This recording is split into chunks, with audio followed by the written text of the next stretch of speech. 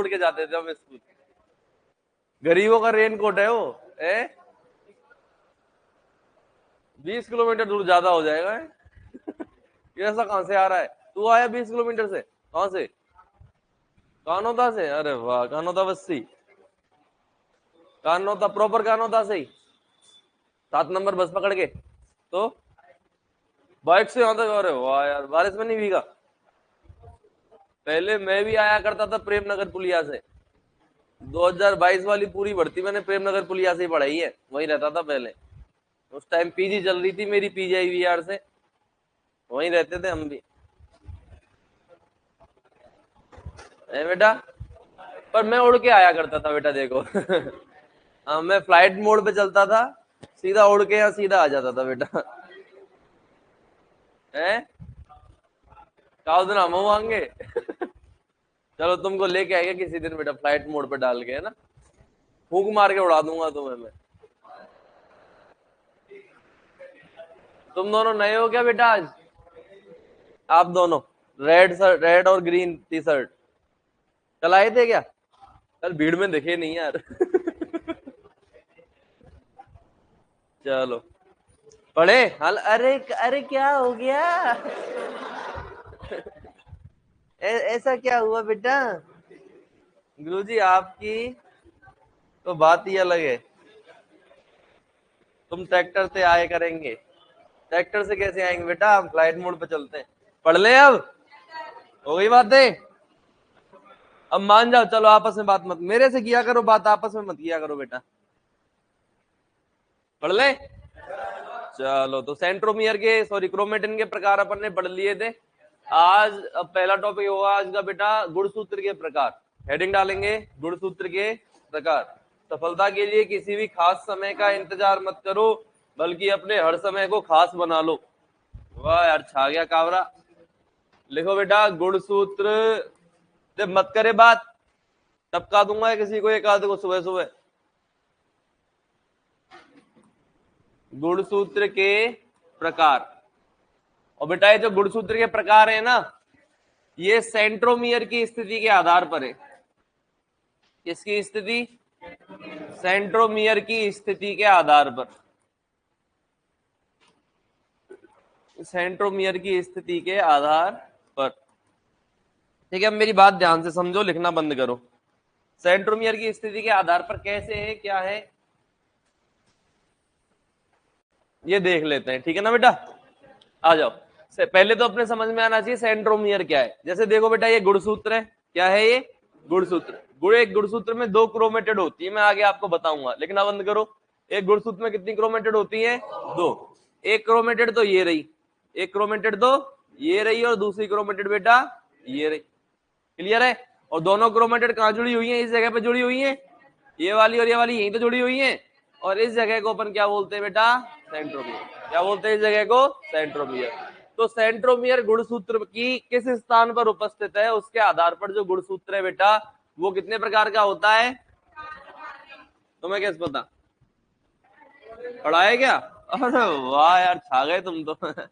Very good बेटा, शाबाश। कितने प्रकार का होता है? 4 प्रकार का। कितने प्रकार का? 4 नहीं बेटा, 4 प्रकार का। कितने प्रकार का? 4 प्रकार का। क्या होता है? गुणसूत्र होता है ना। पहला हो जाएगा मेटासेंट्रिक। कौन सा हो जाएगा बेटा? मेटासेंट्रिक। दूसरा हो जाएगा सब मेटासेंट्रिक। कौन सा बेटा? सब मेटासेंट्रिक। तीसरा हो जाएगा एक्रोसेंट्रिक। अरे कौन सा सेंट्रिक? एक्रोसेंट्रिक। इस मक्खी को पता नहीं है मैं क्या चीज हूँ। मैं इसको 1 मिनट में तबाह कर सकता हूँ, पर मैंने जीवन दान दे दिया है इसको। तुम्हें तो पता है बेटा, तुम्हें पता है कि नहीं पता? Very good. चौथे नंबर पे आता है बेटा टीलोसेंट्रिक। कौन सा सेंट्रिक? चलो बात करते हैं, बात करते हैं बेटा। यदि सेंट्रोमियर, किसके आधार पे देख रहे हो तुम? किसके आधार पर? सेंट्रोमियर के आधार पर। तो पहले मैं मेटासेंट्रिक की बात करूंगा। यदि सेंट्रोमियर गुणसूत्र के एकदम मध्य में है, यदि सेंट्रोमियर गुणसूत्र के एकदम मध्य में है, ये क्या बन गया? यदि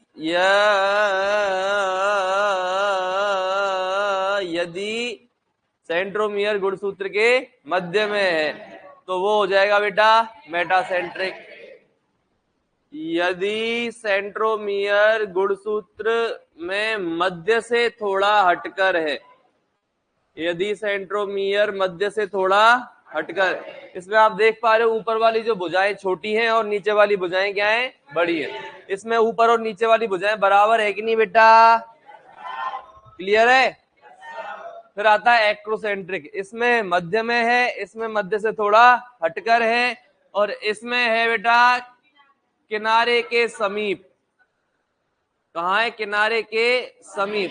इसमें कहाँ है बेटा? किनारे के समीप। टीलो मतलब टीला, टीला मतलब कोना, है ना, किनारा। इसमें बिल्कुल किनारे पर है। इसमें कहाँ है बेटा? बिल्कुल किनारे पर। समझ में आया? मध्य में, मध्य से थोड़ा हटकर, किनारे के समीप और किनारे पर। मध्य में, मध्य से थोड़ा हटकर, किनारे के समीप और किनारे पर। अरे है ना? हाँ, बोलना जरूर है बेटा। देख लाला तू बोलता नहीं है। हाँ, कि कहीं तेरे मन में कोई पाप तो नहीं, कहीं तेरे दिल में कोई चाहत तो नहीं। मुझे लग रहा है तू इश्क का पुजारी। कहीं तेरे दिल में कोई पूजा तो नहीं। बोलो बाबा। अब बेटा देखो, इधर देखो, इसको बीच में है कि नहीं? अगर मैं इसकी ये वाली टांगे पकड़ लूं और ये वाली टांगे पकड़ लूं और इसको बीच में से मोड़ दूं, है, समझ रहे हो? ये वाली टांगे पकड़ ली, ये वाली टांगे पकड़ ली और बीच में मतलब सेंट्रोमियर वाली जगह से मोड़ दिया, है, तो बेटा ये किसके समान बन जाएगा? ये अंग्रेजी वर्णमाला के कैपिटल वी के समान बन गया कि नहीं बन गया? ये क्या है? सेंट्रोमियर। ये वाली भुजा, ये वाली भुजा बराबर है कि नहीं? और बीच में कौन आ गया? अरे कौन आ गया? इसमें देखना बेटा, इसको वही पकड़ लो और मोड़ दो। एक भुजा तो बड़ी है और एक भुजा छोटी है। ये क्या है? क्या है ये? सेंट्रोमियर। तो कैपिटल एल के समान। इसमें एक भुजा बहुत ज्यादा बड़ी है और एक बिल्कुल छोटी है। किसके समान बन गया? जे के समान। अरे है ना? इसमें बेटा आई के समान हो गया कि नहीं हो गया? बोलो।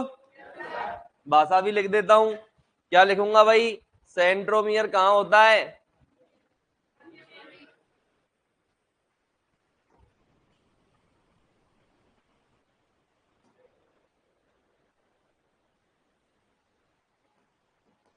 बोलो। सेंट्रोमियर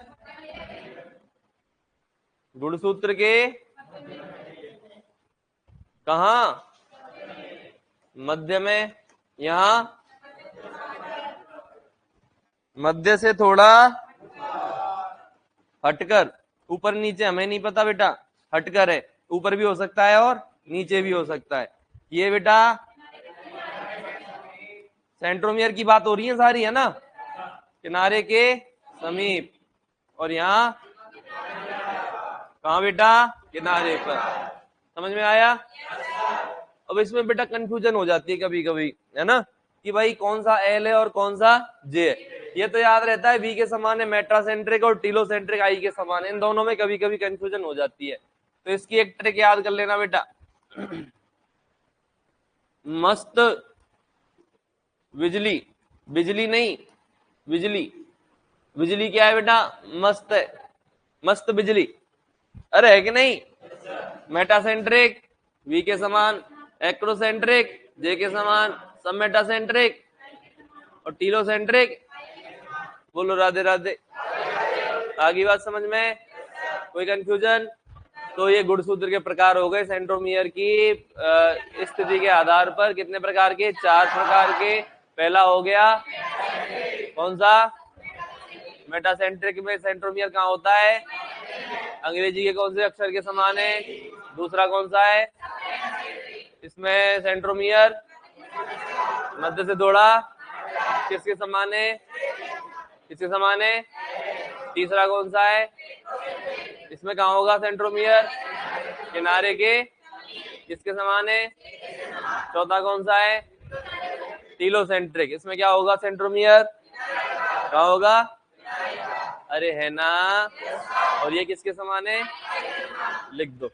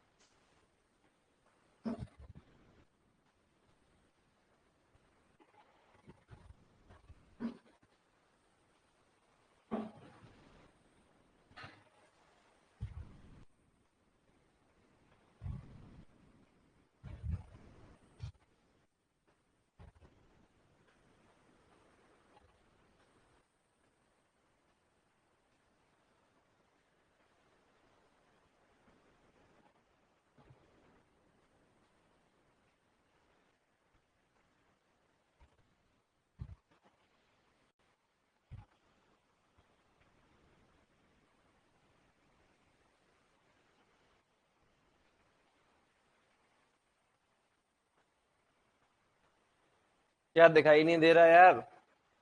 एक बार कमेंट करके बताएंगे, ऑनलाइन में देखने सुनने में कोई समस्या है तो।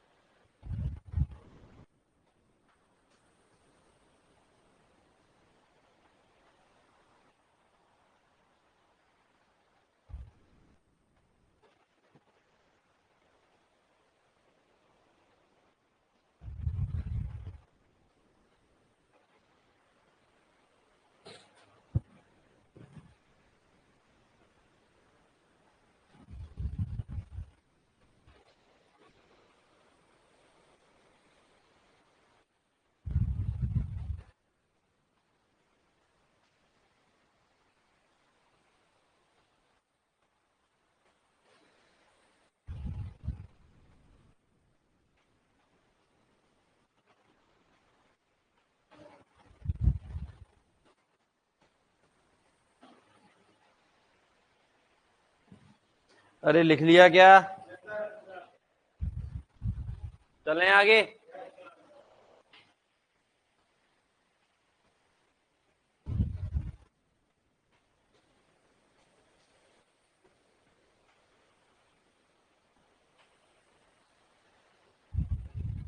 चलो भाई।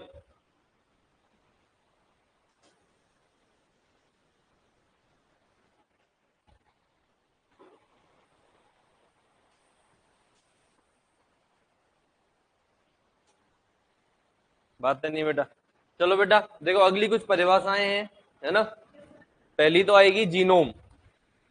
एक परिभाषा है किसकी बेटा? जीनोम की। पता है जीनोम क्या होता है? क्या होता है?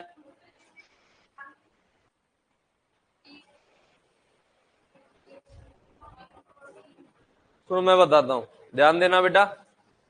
जीनोम की अपन बात करें तो एक बात बताओ, मनुष्य की बात करते हैं। देखो ज्यादातर जो जेनेटिक्स की चीजें वो मनुष्य पर टिकी हुई हैं, है ना। सारे एग्जाम्पल ज्यादातर जैसे म्यूटेशन पूरा अपन मनुष्य में ही पढ़ेंगे, एग्जाम्पल भी मनुष्य के पढ़ेंगे। म्यूटेशन की खोज ही नहीं हुई पशुओं में ज्यादा, ठीक है, तो ज्यादा उसमें अपन पढ़ते नहीं है। क्लियर है मेरी बात बेटा? तो जीनोम की चलो मनुष्य से बात कर लेते हैं। मनुष्य में कितने गुणसूत्र हैं? जोड़े में 23 जोड़ी। बोलते हैं कि नहीं बोलते? मैंने कितने जोड़ी जूते पहन रखे हैं? पहले भी पूछा गया तुमसे ये बात मैंने? हैं पहले भी पूछी थी? हाँ, ये देख के बता रहा कि 4 जोड़ी पहन के आऊंगा मैं? हैं 4 पैर है मेरे, या एक पैर में 2 बांध के आ जाऊंगा? एक के फीते मेरे गले में टांग के लाऊंगा? बेटा कितने जूते हैं?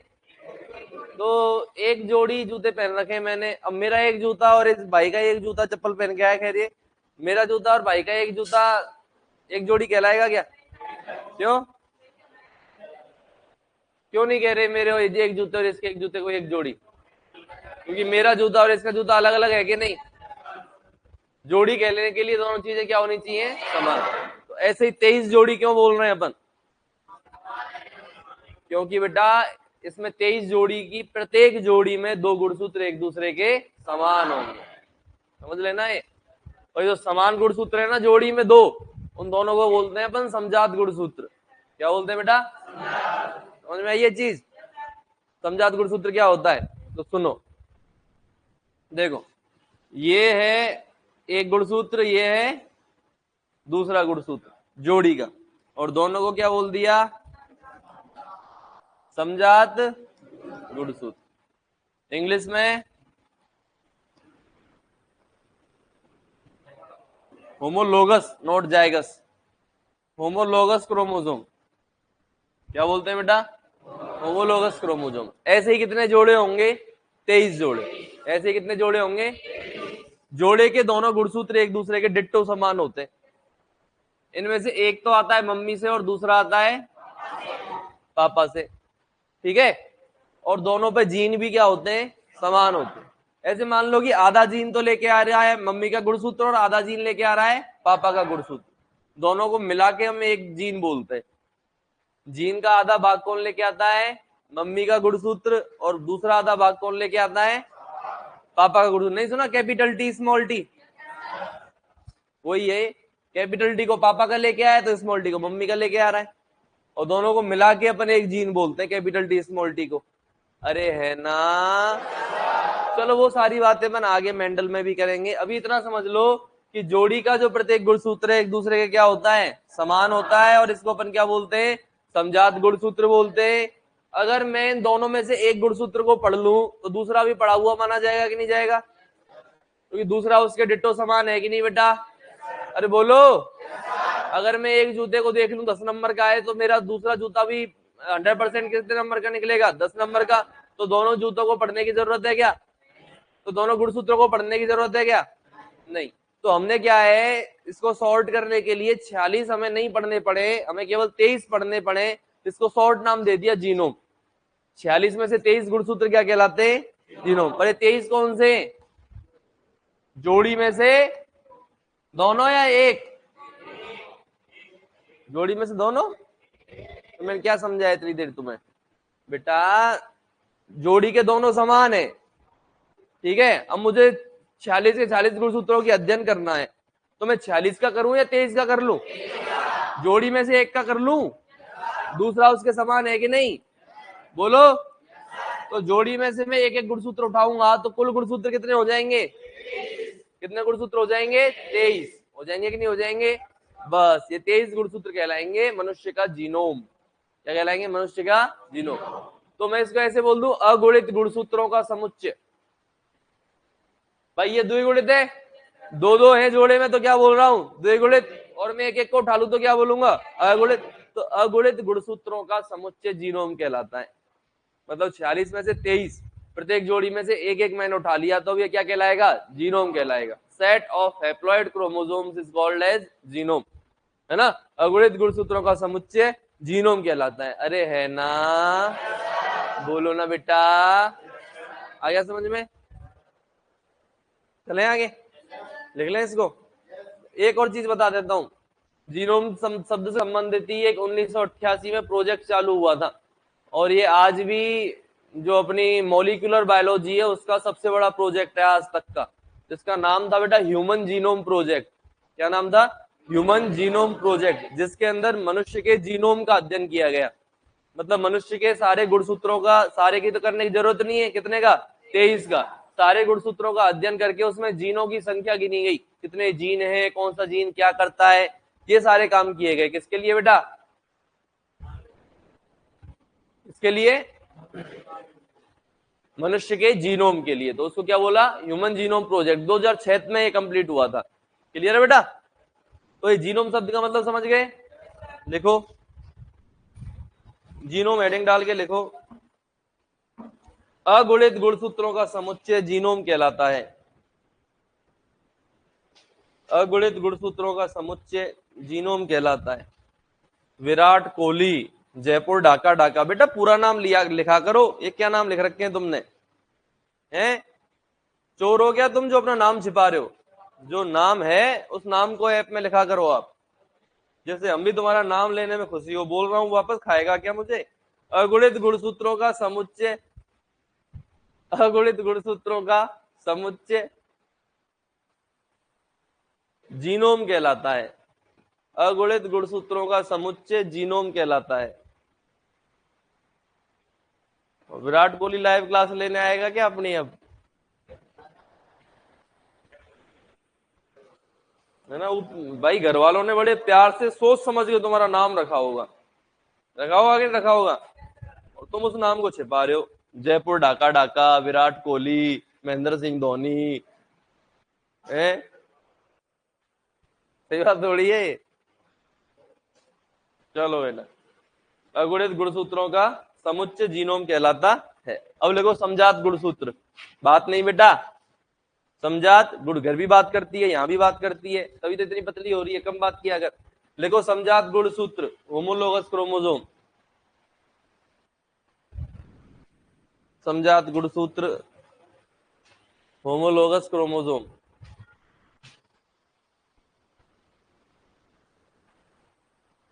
समजात गुणसूत्र या होमोलोगस क्रोमोसोम। लिखो, गुणसूत्र जोड़े में उपस्थित होते हैं। गुणसूत्र जोड़े में उपस्थित होते हैं।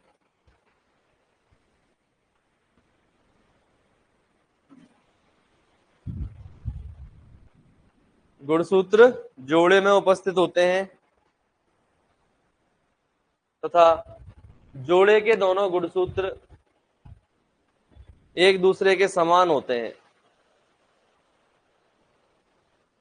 तथा जोड़े के दोनों गुणसूत्र एक दूसरे के समान होते हैं। तथा जोड़े के दोनों गुणसूत्र एक दूसरे के क्या होते हैं बेटा? समान होते हैं। तथा जोड़े के दोनों गुणसूत्र एक दूसरे के समान होते हैं, समजात गुणसूत्र कहलाते हैं। समजात गुणसूत्र कहलाते हैं। क्या कहलाते हैं बेटा? समजात गुणसूत्र कहलाते हैं। ये चीज समझ में आई कि नहीं आई? ठीक है, ये डायग्राम भी बना सकते हो, एक वो पहला वाला बस।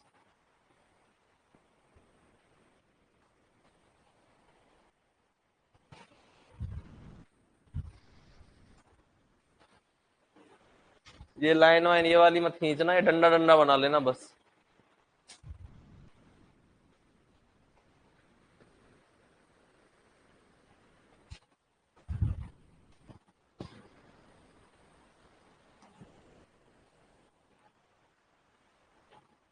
ऐसे बना लो बस।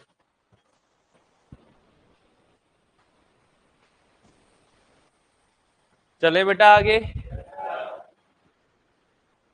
बोलो ना। अब दो चीजें होती हैं बेटा, एक तो होता है कैरियोटाइप। क्या होता है? कैरियोटाइप। और एक होता है इडियोग्राम। क्या होता है? कैरियोटाइप और इडियोग्राम। ध्यान देना, पहले बात करें कैरियोटाइप की। कैरियो का मतलब है कहीं भी कैरियो आ जाए, ये आया है कैरियोन से। कैरियो किससे आया बेटा? कैरियोन से। और कैरियोन का मतलब होता है केंद्रक। कैरियोन का क्या मतलब होता है? केंद्रक। समझ में आया कि नहीं आया? क्या कह रहा हूं बेटा मैं? कैरियो वर्ड कैरियोन से आया और कैरियोन का मतलब क्या होता है? केंद्रक। तो केंद्रक की टाइपिंग करना, कुल मिला के केंद्रक के अंदर क्या है उस चीज का अध्ययन करना कैरियोटाइप है कि नहीं? केंद्रक के अंदर क्या होता है? केंद्रक के अंदर क्या होता है? डीएनए सीधा। यार कितनी बार बताया है? कोशिका, कोशिका के अंदर केंद्रक, केंद्रक के अंदर गुणसूत्र, गुणसूत्र के अंदर डीएनए, डीएनए के अंदर जीन। नहीं बताया? केंद्रक के अंदर गुणसूत्र होता है, गुणसूत्र के अंदर डीएनए होता है, डीएनए के अंदर जीन होता है। बताया ना? तो केंद्रक के अंदर क्या है? गुणसूत्र। गुणसूत्र के अंदर क्या है वो तो मैं पूछ ही नहीं रहा, लेकिन केंद्रक के अंदर सबसे बड़ी संरचना क्या है? गुणसूत्र है। तो कुछ नहीं है कैरियोटाइप में हम। सर जी ब्रो आ रही है? पहले बेटा तुम क्लियर कर लो, आ रही है कि नहीं आ रही है? अरे आ रही है क्या?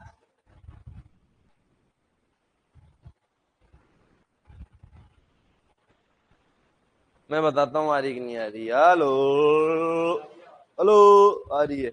गधे, डिस्टर्ब कर दिया। तो बेटा कैरियो मतलब केंद्रक, केंद्रक की क्या करना? टाइपिंग करना। केंद्रक के अंदर गुणसूत्रों की संरचना का अध्ययन। सीधी सी बात है।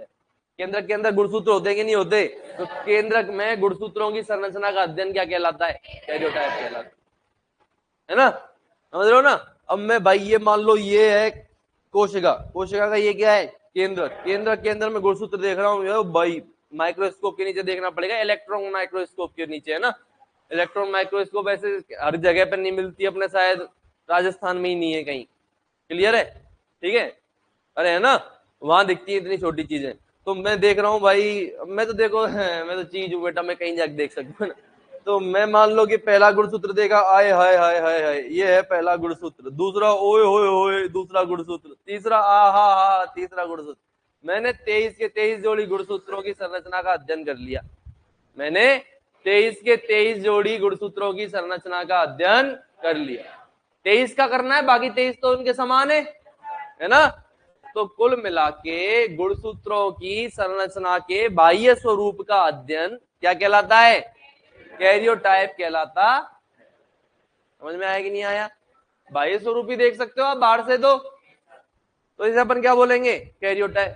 अब एक बात बताओ, कोशिका चक्र की कौन सी अवस्था में देखोगे कैरियोटाइप? कहां गुणसूत्र सबसे स्पष्ट दिखाई देते हैं? कल ही बताया था, मेटाफेज। अरे गुणसूत्रों की संरचना का अध्ययन कहां करते हैं? कहां करते हैं बेटा? बताया था। तो कैरियोटाइपिंग भी कहां करेंगे? कैरियोटाइपिंग भी कहां करेंगे? अब मैंने तो देख लिया कि पहला ऐसा दिखता है, दूसरा ऐसा दिखता है, तीसरा ऐसा दिखता है, चौथा ऐसा दिखता है, सारे गुणसूत्र मैंने देख लिए। अब तुम्हें कैसे बताऊं? तुम भी बोलो गुरुजी इतनी महंगी माइक्रोस्कोप में देखा, हमें भी बताओ गुणसूत्र कैसे दिखते, है ना? बोलोगे नहीं बोलोगे? तो बेटा मेरी जिम्मेदारी बनती कि नहीं बनती है? मेरी जिम्मेदारी बनती कि नहीं बनती महेंद्र? क्या बात है, क्यूट लग रहा है यार आजकल तो तुम्हें। स्मार्ट हो गया है। चालू है? सगाई तो नहीं हो गई तेरी? चलो बेटा, तो मैं क्या कह रहा था? क्या कह रहा था मैं बेटा? सगाई से पहले क्या कह रहा था? हाँ, तो मैंने देख लिया, तुम बोलो गुरुजी हमें भी दिखाओ। ऐसा थोड़ी है गुरुजी, अकेले अकेले देख लिए कोई सही बात थोड़ी है। और तुम बोलोगे नहीं चलेगी, नहीं चलेगी, दादागिरी नहीं चलेगी, अकेले अकेले देख लिया हमें भी दिखाओ। तो बेटा तुम्हें मैं डायग्राम बना के दिखाऊंगा। अब अगला भाई मैं तोपू, तुम थोड़ी तोपो, मुझे दिखा दिया उसने, अब मैं तो देखो चीज हूँ बेटा। मुझे तो कोई भी अपनी माइक्रोस्कोप दे देगा, अब तुम्हें देगा क्या? ऐसे देने लगा तो खराब हो जाएगी ना बेटा। अरे बोलो है कि नहीं? अब मैं क्या करूंगा, मैंने देख लिया, पर मैं अपने बच्चों के साथ में बुरा नहीं है ना तुम। मैं भी बेटा चीज हूँ कि नहीं, तो तुम्हें भी चीज बनाऊंगा नहीं बनाऊंगा। तो मैंने जैसे देखा कि पहला ऐसा था, आ हा हा हा हा हा हा, देख बेटा पहला कैसा था, ऐसा। दूसरा ऐसा था, ओए होए होए होए होए होए होए होए, देख ये दूसरा पड़ा हुआ था वहां ऐसा। मैंने सारे के सारे गुणसूत्रों का क्या बना दिया, देख तीसरा तो दूसरा घूम रखा था ऐसे करके, है ना। सारे गुणसूत्रों की क्या बना दी मैंने, संरचना बना दी। और तुम्हें बताया कि देख बेटा ऐसे दिख रहे थे गुणसूत्र, समझ में आया।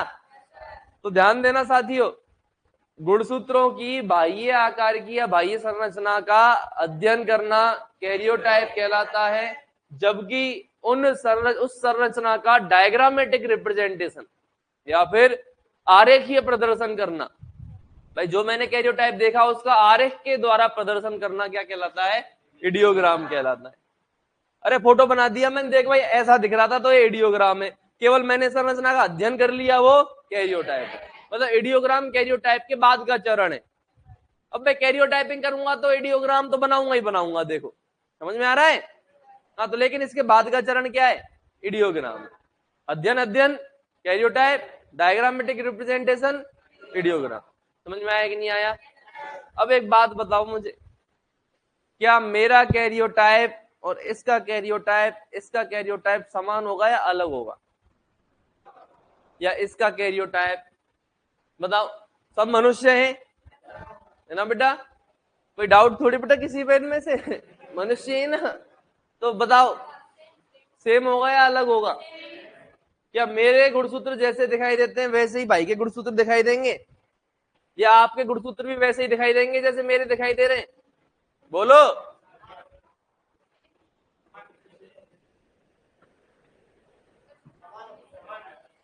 समान है या अलग है, अलग वाले कौन कौन है और समान वाले कौन कौन है, पहले अलग वाले बताओ। अलग में आन दो, अलग में पहले, अलग में बांध दो। एक भाई आया अभी तक अलग। फोन किसका बज रहा है, तेरा बज रहा है।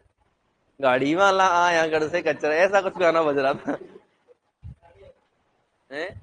मस्त गाना है कि नहीं है बेटा, गाड़ी वाला आया घर से कचरा निकाल अरे बोलो है कि नहीं, इससे बढ़िया गाना कोई है ही नहीं बेटा। तो बताओ कैरियोटाइप बेटा क्या होगा, समान होगा। एक जाति के सभी सदस्यों के गुणसूत्र बाहर से डिट्टो सेम दिखाई देते हैं, जैसा मेरा पहला गुणसूत्र होगा वैसा ही आप सभी का होगा, ठीक है। तो हर आदमी का जो कैरियोटाइप है वो अलग अलग नहीं करनी है आपको। एक जाति के एक सदस्य की कैरियोटाइपिंग कर लो, बाकी सदस्यों का भी क्या होगा, वैसा ही दिखाई दे, बाहर से वैसा ही है। अब तुम बोलो गुणसूत्र तो साहब हम तो अलग अलग है, तो बेटा गुणसूत्र के अंदर डीएनए होता है, डीएनए के अंदर जीन होता है। जीनो ऐसा भी नहीं, जीन की संख्या भी बराबर होगी, जहां मेरा जीन उपस्थित है वहीं इसका जीन उपस्थित होगा, लेकिन जीन के अंदर जो न्यूक्लियोटाइड होते हैं बेटा उनमें क्या पाया जाएगा, उनमें अंतर पाया जाएगा, जिसकी वजह से मैं और ये अलग है। समझ में आया कि नहीं आया। तो जीन अलग हो सकते हैं, बाकी बाहर से दिखने में गुणसूत्र क्या रहेंगे बेटा, डिट्टो सेम होंगे। लिखो लिखो बेटा, हाँ हाँ हाँ बेटा लिखो, बेटा लिखो ना, बेटा लिखो, भगवान के लिए लिखो बेटा। किसी जीव की एक कोशिका में, हाँ कैरियोटाइप हेडिंग डालो। सर प्रैक्टिस के लिए ऑब्जेक्टिव टाइप वाली बुक सजेस्ट करो। बेटा हमारे पेपर जो हर संडे को होते हैं, इसके अलावा अगले 10 दिन के अंदर मैं दे दूंगा तुम्हें 29 या 30 मॉडल पेपर, वो पर लेने पड़ेंगे मार्केट से या कोचिंग से मिल जाएंगे,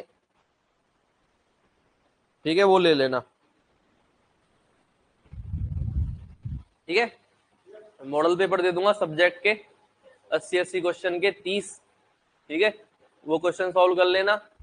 जैसे जेनेटिक्स के पकड़ लेना, पहले जेनेटिक्स हो गई तो उसमें से अलग अलग तो मैं देनी है। वैसे बुक भी तैयार कर रहा हूँ पर उसमें टाइम लगेगा बेटा, अभी पहले मैं मॉडल पेपर ही निकाल रहा हूँ, ये थोड़ा जल्दी निकल जाए, 10 दिन के अंदर निकाल दूंगा ये तो, है ना। बाकी क्वेश्चंस की मैं आपको बता दूं भरमार है, हर संडे को टेस्ट हो ही रहा है, 80 क्वेश्चन वो और 40 जीके के वो आपको मिल रहे हैं, उनको रट लो पहली चीज तो, ठीक है। दूसरा मैं आपको बता दूं बेटा, यूट्यूब, मैं कई बार बता चुका हूं फिर बता रहा हूं, यूट्यूब पे कहीं नहीं जाना है, अपना इस वाले क्लासेस का चैनल खोलना है, खोल लोगे, उसमें प्लेलिस्ट का एक ऑप्शन आता है, क्या आता है बेटा, चलो तुम्हें मैं बताता हूं कैसे क्या आता है।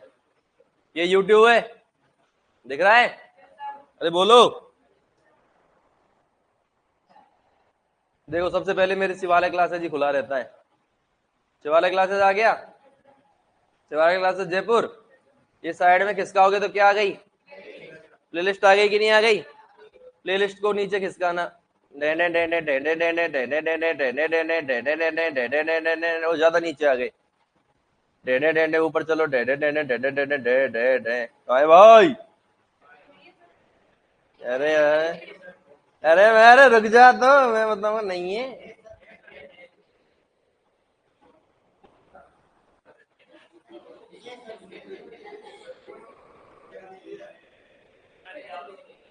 कहाँ तुम चले गए?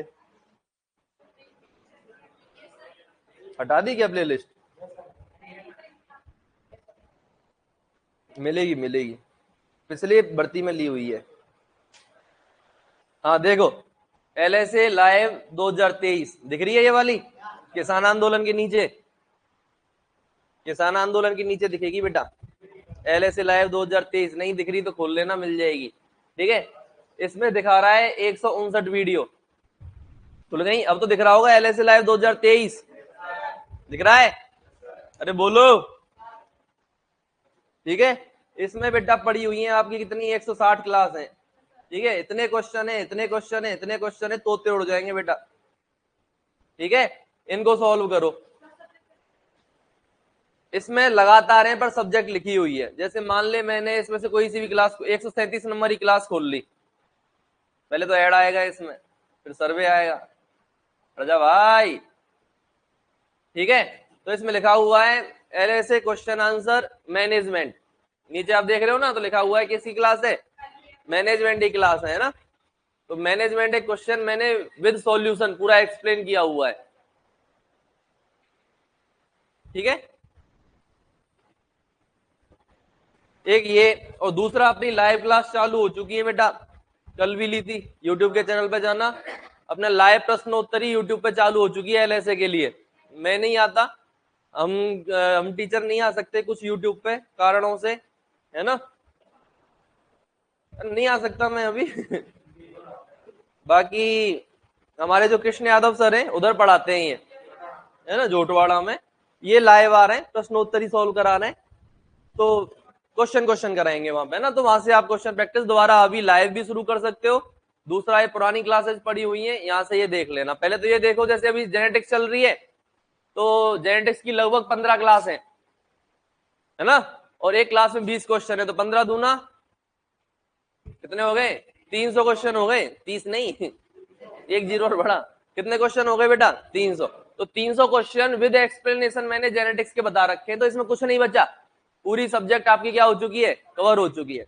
तो वहां से आप इसको सॉल्व करें। एनाटॉमी चल रही है तो एनाटॉमी सॉल्व करें, कर लोगे ना? बाकी मार्केट में आपको कहीं कुछ खरीदने की जरूरत है ही नहीं, फिर भी आत्मविश्वास के लिए आप कोई भी बुक खरीद लेना।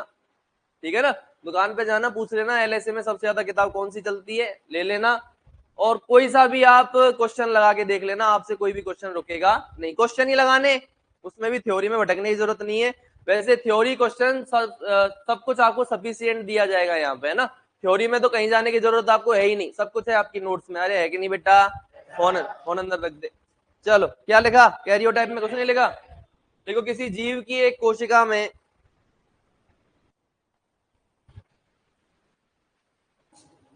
किसी जीव की एक कोशिका में, ये तो लेता हूं डेली। हाँ बेटा, ये कंप्लीट कर पहले, फिर बताऊंगा। किसी जीव की एक कोशिका में गुणसूत्रों की, किसी जीव की एक कोशिका में गुणसूत्रों की बाह्य आकारिकी का अध्ययन, किसी जीव की एक कोशिका में गुणसूत्रों की बाह्य आकारिकी का अध्ययन कैरियोटाइप कहलाता है।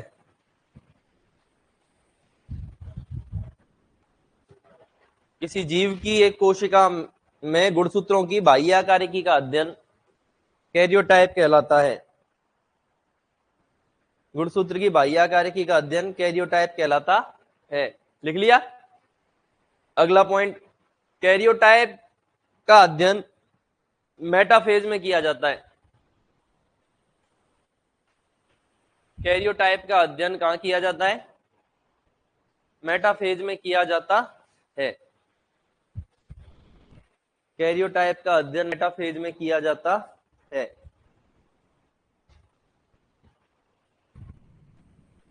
कैरियोटाइप का अध्ययन क्या कहाँ किया जाता है बेटा? मेटाफेज में किया जाता है। अगला पॉइंट, विशेष जाति के सभी सदस्यों के लिए एक विशेष जाति के सभी सदस्यों के लिए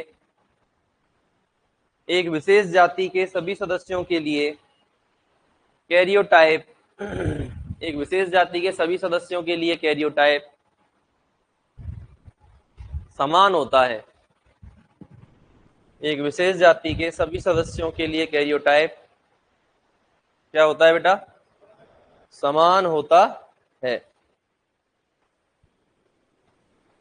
एक विशेष जाति के सभी सदस्यों के लिए कैरियोटाइप समान होता है। समझ में आया कि नहीं आया? बोलो। अब लिखो इडियोग्राम। अब लिखो बेटा इडियोग्राम।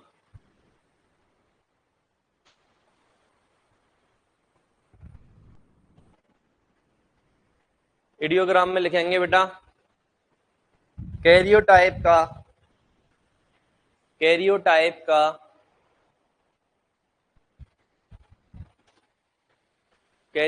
का आरेखीय प्रदर्शन।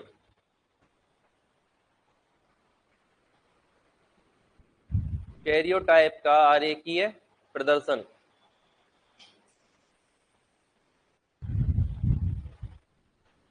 कैरियोटाइप का कौन सा प्रदर्शन बेटा? आरेखीय प्रदर्शन। क्या कहलाता है? इडियोग्राम कहलाता है। कैरियोटाइप का आरेखीय प्रदर्शन इडियोग्राम कहलाता है।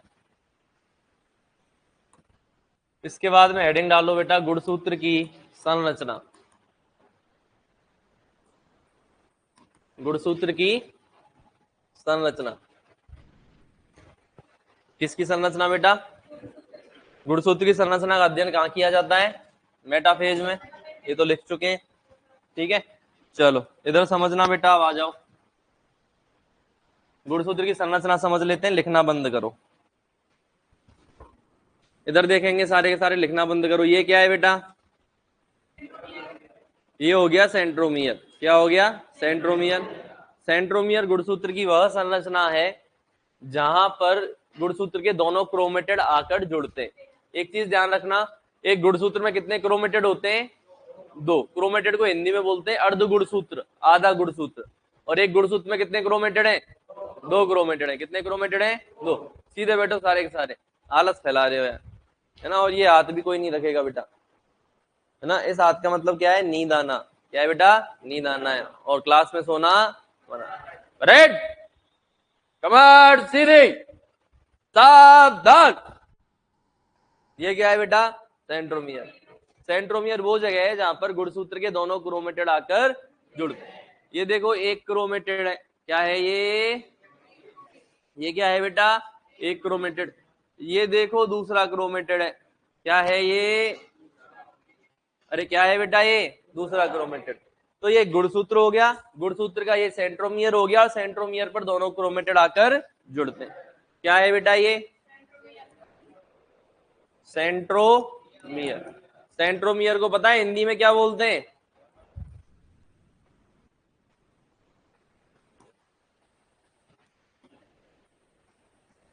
गुणसूत्र बिंदु, है ना। गुणसूत्र बिंदु है, इंग्लिश में याद रखो आप तो सेंट्रोमियर। और सेंट्रोमियर पर क्या जोड़ते हैं बेटा? क्या जोड़ते हैं? एक गुणसूत्र के दोनों क्रोमेटिड आके जुड़ते हैं। ये दोनों चीजें क्या हैं? ये दोनों चीजें क्या हैं बेटा? क्रोमेटिड। अरे एक गुणसूत्र में पाई जाने वाली 2 बेलनाकार संरचनाएं क्या कहलाती हैं? टिन नहीं, टिड। क्रोमेटिन तो फाइबर था। क्या कहलाती है बेटा? क्रोमेटिड। क्रोमेटिड को हिंदी में क्या बोलते हैं? अभी बताया था मैंने, क्या बोलते हैं बेटा? अरे है ना।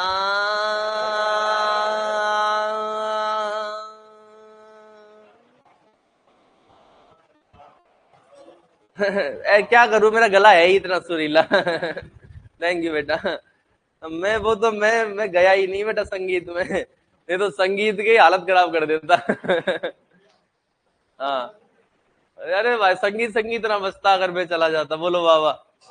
तो बेटा ये दोनों क्या है, क्रोमेटेड है कि नहीं? क्रोमेटेड को हिंदी में क्या बोलते हैं? अर्ध गुणसूत्र। ये क्या है? सेंट्रोमियर। सेंट्रोमियर को हिंदी में क्या बोलते हैं? बोलते कि नहीं बोलते, बताओ बेटा। चलो बेटा तुम बहुत इंटेलिजेंट बच्चे हो, है ना। ये किनारे हैं कि नहीं? ये गुणसूत्र के क्या है? किनारे। पर इंटेलिजेंट बने रहना, बरकरार रहने के लिए बेटा हमें आलस का त्याग करना पड़ेगा और मुंह फाड़ना भी बंद करना पड़ेगा, है ना बेटा। इंटेलिजेंट बने रहना बहुत बड़ी वो है बेटा, चुनौती, समझ रहे हो ना। किनारे मतलब टीले, टीले मतलब टीलोमियर। गुणसूत्र के ये वाले दोनों किनारे भी क्या कहला रहे हैं? टीलोमियर। ये वाले किनारे भी क्या कहलाएंगे? मैं ऐसे बोलूं, गुणसूत्र के ध्रुवीय सिरे, गुणसूत्र के ध्रुवीय सिरे या फिर polar ends of the chromosome are called as telomere. क्या बोलेंगे बेटा? टीलोमियर बोलेंगे। बोलेंगे कि नहीं बोलेंगे? ये क्या है? क्या है ये? सेंट्रोमियर वाले स्थान पर अपन अगर बात करें तो बेटा ये देखो, सेंट्रोमियर के दोनों तरफ, सेंट्रोमियर के दोनों तरफ डेढ़े डेढ़े डेढ़े डेढ़े, सेंट्रोमियर के दोनों तरफ डेढ़े डेढ़े डेढ़े डेढ़े, सेंट्रोमियर के दोनों तरफ डेढ़े डेढ़े डेढ़े डेढ़े प्रोटीन की बनी हुई दो प्लेट नुमा संरचनाएं पाई जाती हैं। सेंट्रोमियर के दोनों तरफ प्रोटीन की बनी हुई दो प्लेट नुमा संरचनाएं पाई जाती हैं, जिन्हें हम बेटा बोलते हैं काइनेटोकोर। क्या बोलते हैं? तो ये तो सफेद है, ये लाइन सफेद है तो सफेद तक जा रही है, ठीक है। अरे बोलो, पीली वाली संरचना को क्या बोल रहे हैं बेटा? और बीच में जो सफेद वाली संरचना है वो क्या है? सेंट्रोमियर। काइनेटोकोर ऐसे तो सेंट्रोमियर का ही पार्ट है। क्या है? सेंट्रोमियर का ही पार्ट है काइनेटोकोर, ऐसे याद रखो। पर लेकिन बेटा काइनेटोकोर को आप कैसे डिफाइन करोगे? क्या बोलोगे कि सेंट्रोमियर के दोनों तरफ प्रोटीन की बनी हुई प्लेट नुमा संरचना को काइनेटोकोर कहा जाता है। बोलो तो बेटा कुल मिला के सेंट्रोमियर वो स्थान है जहां गुण, सुनना, सेंट्रोमियर वो स्थान है जहां गुणसूत्र के दोनों क्रोमेटिड आकर जुड़ते हैं एवं सेंट्रोमियर के दोनों तरफ प्रोटीन की बनी हुई प्लेट नुमा संरचना को हम काइनेटोकोर कहते हैं। क्या कहते हैं? काइनेटोकोर। अरे है कि नहीं? बहुत बढ़िया बेटा। अब पूछो काइनेटोकोर का क्या काम है साहब? पूछो क्या काम साहब काइनेटोकोर का? सेंट्रोमियर का तो बता दिया कि यहाँ पर दोनों क्रोमेटिड आके जुड़ती हैं। समझना, जब गुणसूत्र विभाजन होता है, क्या होता है बेटा? गुणसूत्र विभाजन होता है तो यहां से यूं पकड़े खींचा जाता है। कैसे पकड़े खींचा जाता है बेटा? यूं पकड़े खींचा जाता है और यहां से तोड़ा जाता है इस गुणसूत्र को, यहां से डेढ़े डेढ़े डेढ़े डेढ़े। समझ रहे हो ना? कैसे पकड़े खींचा जाएगा बेटा? यूं पकड़ के खींचा जाएगा दोनों तरफ, इधर से भी और इधर से भी। और खींचने वाली जो संरचना है ना राधे श्याम, खींचने वाली जो संरचना है ना, वो संरचना पता है क्या कहलाती है? तरकु तंतु। गुणसूत्र विभाजन के दौरान गुणसूत्र को दोनों तरफ खींचने वाली जो संरचना है, जो धागे हैं, जो धागे हैं, धागे नुमा संरचना है, वो क्या कहलाती है बेटा? कौन सा तंतु?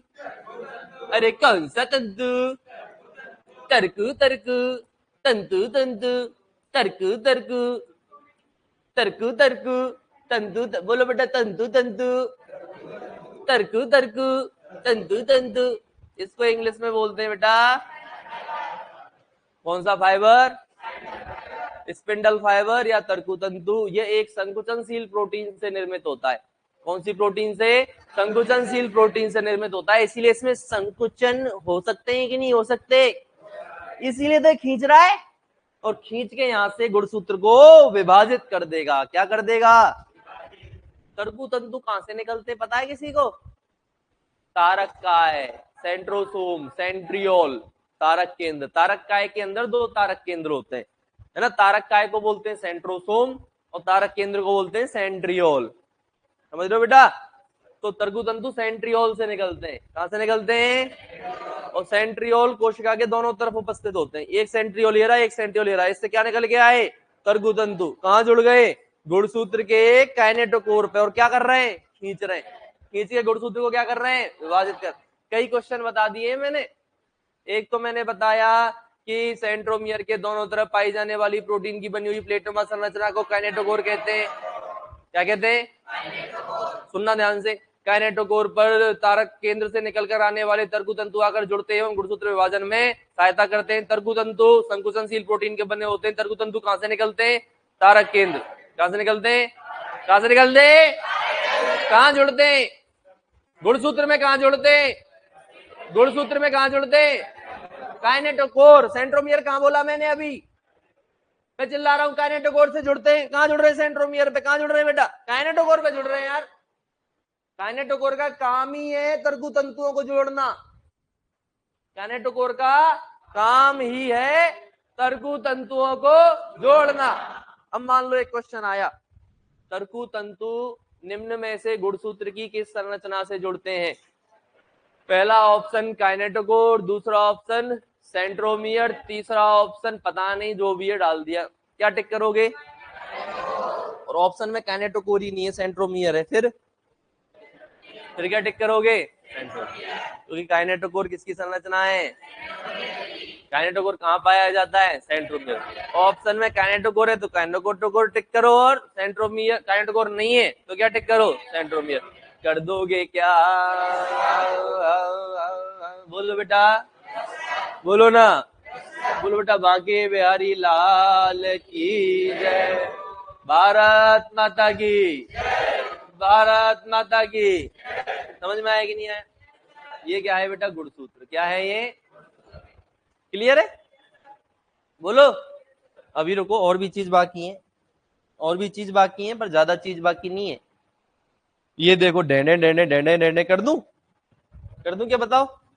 ये देख कर दिया। डेने डेने डेने डेने डेने डेने ने।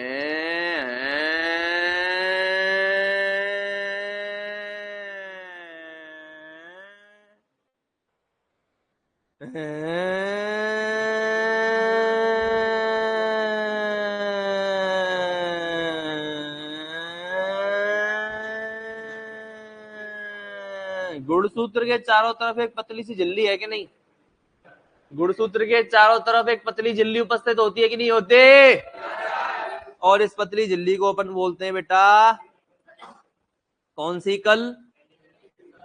अरे कौन सी कल? पहली कल। कौन सी कल? पहली कल।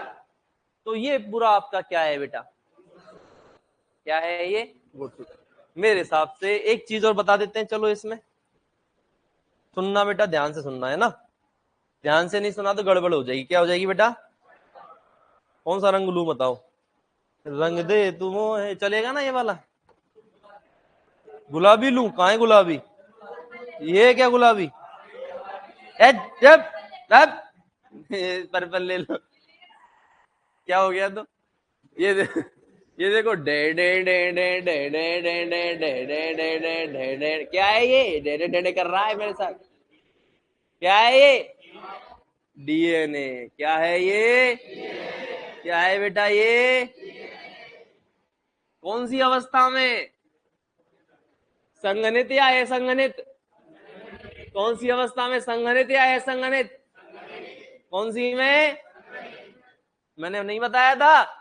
गुणसूत्र क्या बात करती है तो इससे क्या कहती है बेटा? ये तेरे से है कि मास्टर बेवकूफ है, पागल है, पागलों की तरह करता है हरकतें, ऐसे कहती है? तो क्या कहती है? मैं बेवकूफ हूं, मैं पागल हूं, मैं पढ़ना नहीं चाहती हूँ, मैं ऐसी बात करने में मुझे आनंद आता है। क्या बात करती है बेटा तू इससे? बार बार मैं टोकता हूँ, अच्छा लगता है क्या? है ना? क्या नाम बेटा तेरा? बता, नाम तो बता दे, नाराज क्यों हो रही है? रितु। कहाँ से है बेटा? वेरोड से? चौमू से? बहुत बढ़िया जगह से है बेटा। है ना? और बेटा तेरा क्या नाम है? सपना। कहाँ से है बेटा? कोटपुतली वेरोड से। तू वेरोड की निकली। मैं तो यादव सुन के कहा, वेरोड यादव बेल्ट है ना, या तो बहुत जाना है भाई रोड में। चलो क्या कह रहा है? तो बेटा पढ़ाई में ध्यान दो, है ना बेटा। क्या रखा है, डेंडे डेंडे में ही फंस के रह जाएगी तो कोई मतलब नहीं है। कहाँ गया ए? ये मैंने हटाया था कि अपने आप हट गया? मक्खी बैठ गई थी यार, मक्खी बड़ी चालू हो गई है। इसको पता नहीं है, मैं रगड़ दूंगा इसको। जानते नहीं भस्म कर सकता हूँ, 2 मंत्र में फूंक दूं इसको मैं। तो जीव हत्या पाप है कि नहीं? इसीलिए रुका हुआ बेटा मैं। सुनो बेटा, ध्यान से सुनना मेरी बात।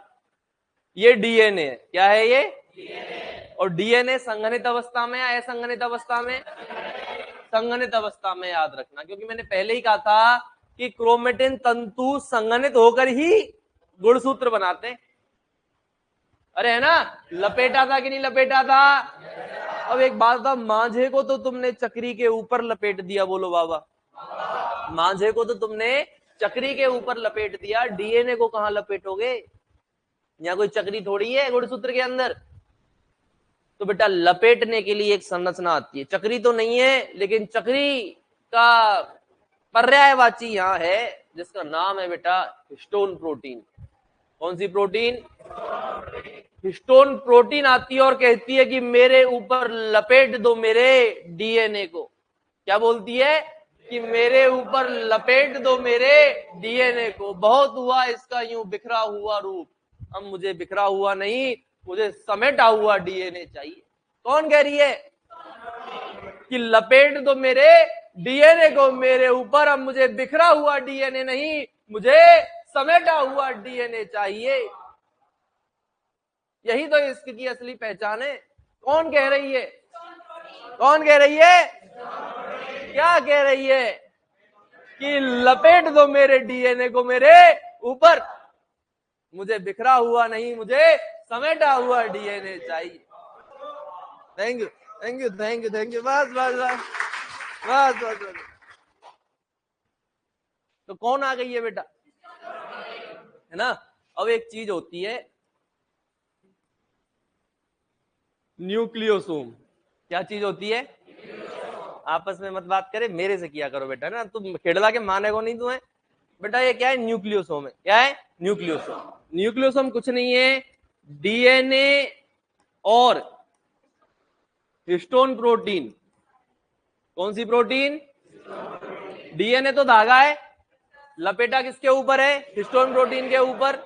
मैंने पहले ही क्लियर कर दिया था कि भाई क्रोमेटिन तंतु भी डीएनए का ही रूप है ना, और गुणसूत्र में भी डीएनए है।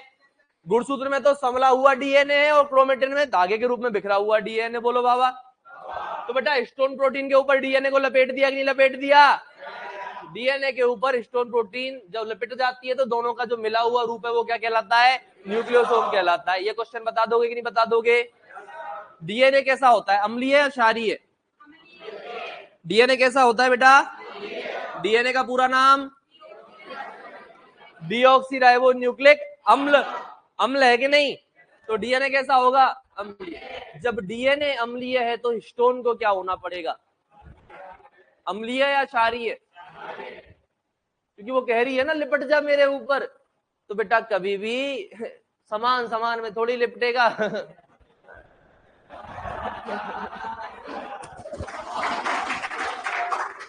तो बेटा डीएनए अम्लीय है तो हिस्टोन को क्षारीय होना पड़ेगा, तभी तो अम्लीय क्षारीय पर लिपटेगा, है ना बेटा? जो विपरीत है वही आकर्षित करता है, कभी भी समान समान को आकर्षित नहीं करता। वैसे केमिस्ट्री में एक जगह समान समान को घोलता है, वो बात अलग है, लेकिन अभी याद रखना बेटा प्लस माइनस को और अम्लीय क्षारीय को अट्रैक्ट करेगा कि नहीं करेगा? तो डीएनए अम्लीय है तो हिस्टोन प्रोटीन कैसी है? ये क्वेश्चन पूछा जाता है कि मैं ही पूछूंगा टेस्ट में, हिस्टोन प्रोटीन की प्रकृति कैसी होती है? बता दोगे? कारण समझ में आ गया, डीएनए कैसा है तो किसके ऊपर लपेटना है? तो हिस्टोन प्रोटीन को कैसा होना पड़ेगा? होना पड़ेगा कि नहीं होना पड़ेगा? अब हिस्टोन प्रोटीन जो है बेटा, कौन? हिस्टोन प्रोटीन जो है वो 5 प्रकार की होती है। कितने प्रकार की? बता दूं कौन कौन सी?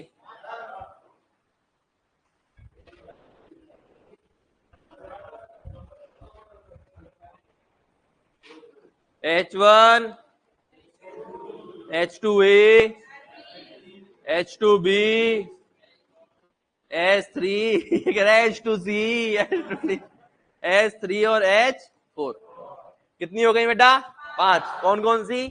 H1 H2A H2B H3 H4 कितनी हो गई? ये 5 प्रकार की हिस्टोन प्रोटीन है। इनके ऊपर ही कौन लिपटा हुआ रहता है? डीएनए। आओ समझे कैसे लिपटा। उसने कहा कि लिपट जा तू, और हमें समझना है कि लिपटा कैसे ना। उसे पसंद नहीं था तो बिखरा हुआ डीएनए, अरे उसे पसंद नहीं था बिखरा हुआ डीएनए, तो उसने कहा कि समेटना है मुझे ये डीएनए। किसने कहा? हिस्टोन ने। तो ये देखो बेटा, ये है ऑक्टामर। क्या है ये? अरे क्या है ये? ऑक्टामर। क्या है ये?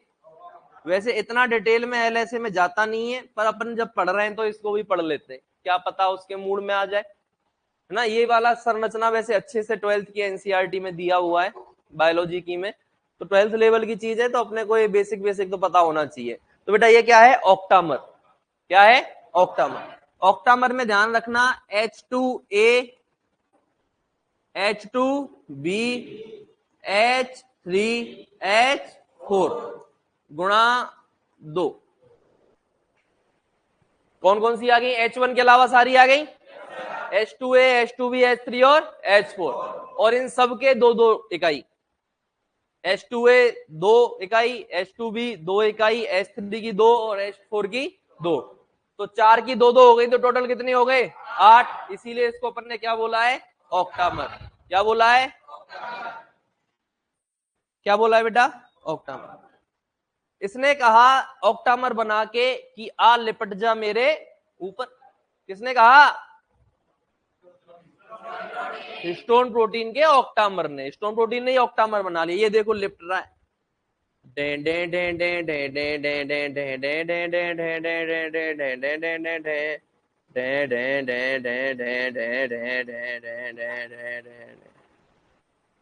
बोलो, समझ में आया? अरे एक गोला है, एक बार आगे से एक बार पीछे जाएगा, तो पीछे वाले को डॉट डॉट में बना दिया है मैंने। समझ में आया कि नहीं आया? है ना। ये आ गई H1। कौन आ गई ये फिर डीएनए जा रहा है। फिर यहाँ पे कौन है बेटा? ये एक और ऑक्टामर। यहाँ पर वापस कौन आ गया? एक और ऑक्टामर आ गया कि नहीं आ गया? अरे बोलो। और इस ऑक्टामर के ऊपर फिर से ढेंढे ढेंढे हो गया कि नहीं हो गया? है ना। ये एक न्यूक्लियोसोम है, ये दूसरा न्यूक्लियोसोम है। ये पूरा क्या है बेटा? एक क्या है? ये न्यूक्लियोसोम। क्या है ये बेटा? तो न्यूक्लियोसोम में क्या क्या आता है? डीएनए और हिस्टोन प्रोटीन, ठीक है ना। H1 क्या करती है? लिंक करती है, तो इसको लिंक प्रोटीन भी कह दिया। 2 न्यूक्लियोसोम को जोड़ रही है कि नहीं जोड़ रही? है ना। लेकिन ऑक्टामर में H1 सम्मिलित नहीं है, इतना जाएगा नहीं वो, है ना, कि कौन लिंक प्रोटीन है, ऑक्टामर में कौन सी होती है, इतना नहीं जाएगा। आप केवल इतना याद रखो कि कोई न्यूक्लियोसोम है। क्या है? न्यूक्लियोसोम। न्यूक्लियोसोम किस किस से मिलके बना होता है? क्या हुआ?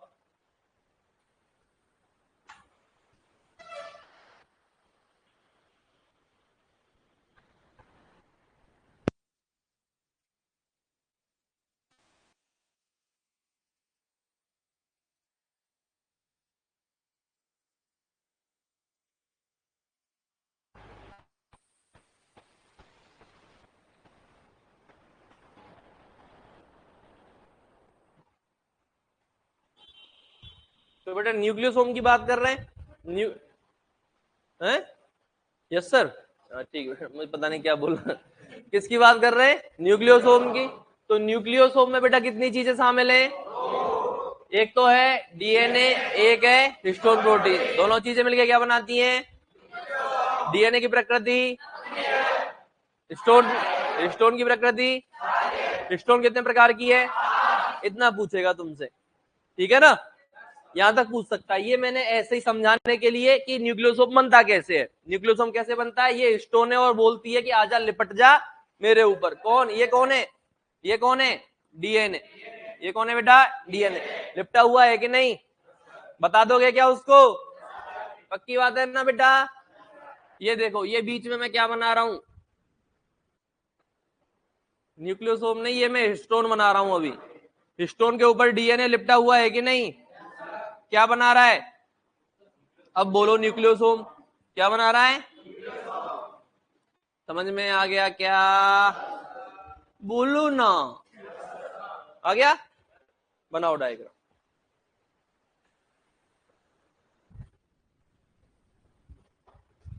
सुनो सुनो सुनो, एक चीज और रह गई। ये तो सेंट्रोमियर है ना बेटा? सेंट्रोमियर वाली जगह पे गुणसूत्र बाकी गुणसूत्र के स्थान बाकी गुणसूत्र की बजाय पिचका हुआ है कि नहीं? ये देखो डे, तो इस जगह पिचका हुआ है कि नहीं बेटा? तो सेंट्रोमियर वाले स्थान पर गुणसूत्र बाकी गुणसूत्र की तुलना में संकुचित या संकीर्णित अवस्था में रहता है कि नहीं रहता?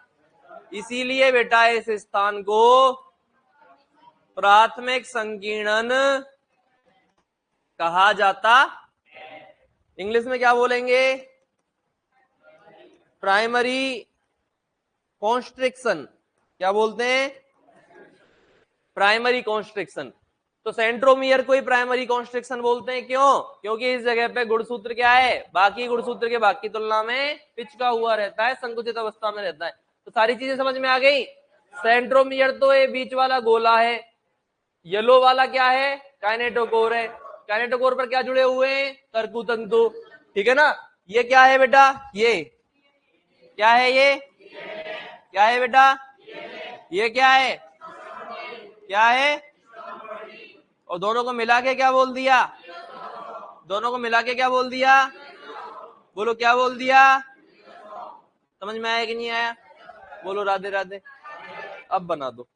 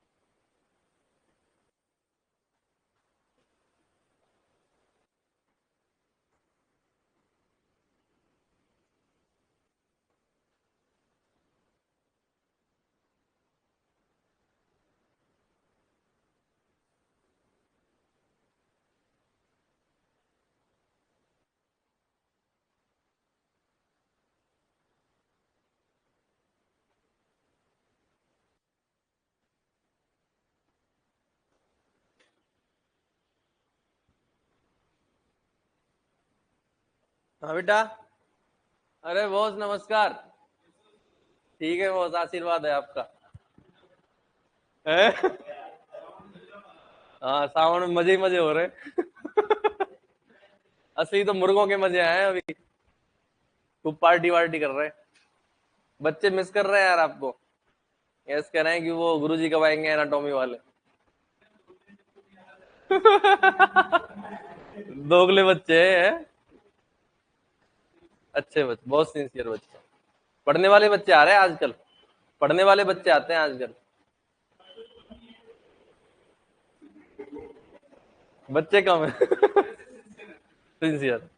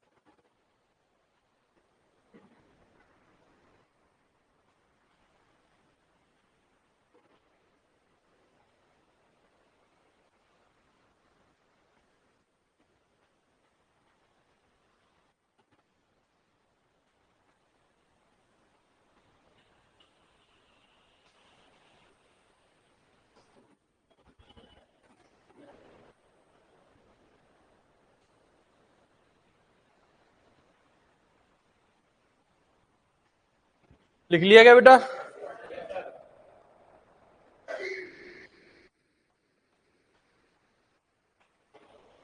चले आगे। जोर किया ये। चलो बेटा लिखो इसमें।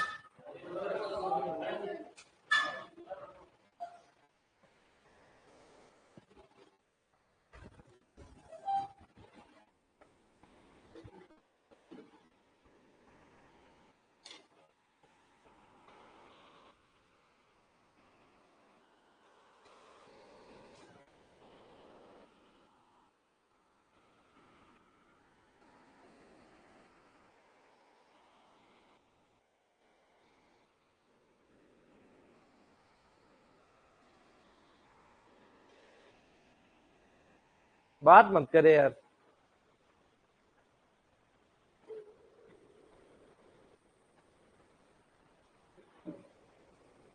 मान जा।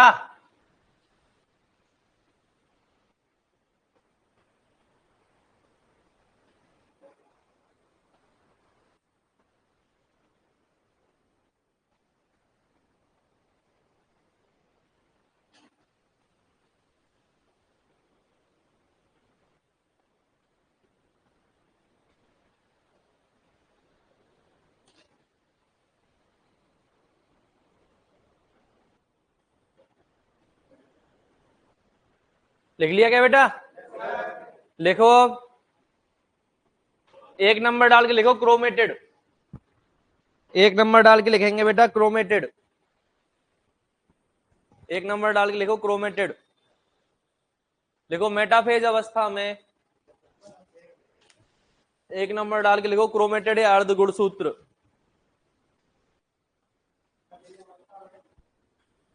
क्रोमेटेड या अर्ध गुणसूत्र डाल के लिखो बेटा मेटाफेज अवस्था में। मेटाफेज अवस्था में प्रत्येक गुणसूत्र। मेटाफेज अवस्था में प्रत्येक गुणसूत्र दो बेलनाकार संरचनाओं से मिलकर बना होता है। मेटाफेज अवस्था में प्रत्येक गुणसूत्र दो बेलनाकार संरचनाओं से मिलकर बना होता है।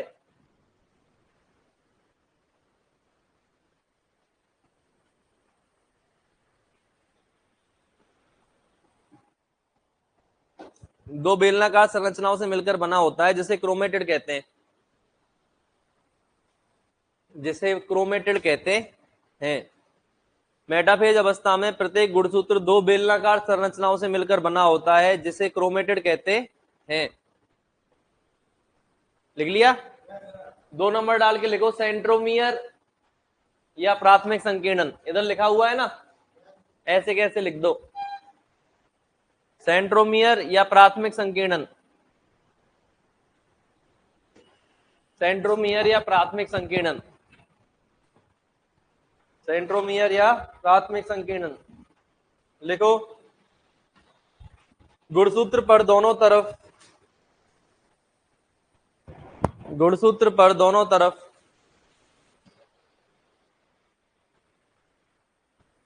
सॉरी, एक गुणसूत्र के दोनों क्रोमेटेड, ऐसे लिखो, एक गुणसूत्र के दोनों क्रोमेटेड, तरफ कटा दो, एक गुणसूत्र के दोनों क्रोमेटेड,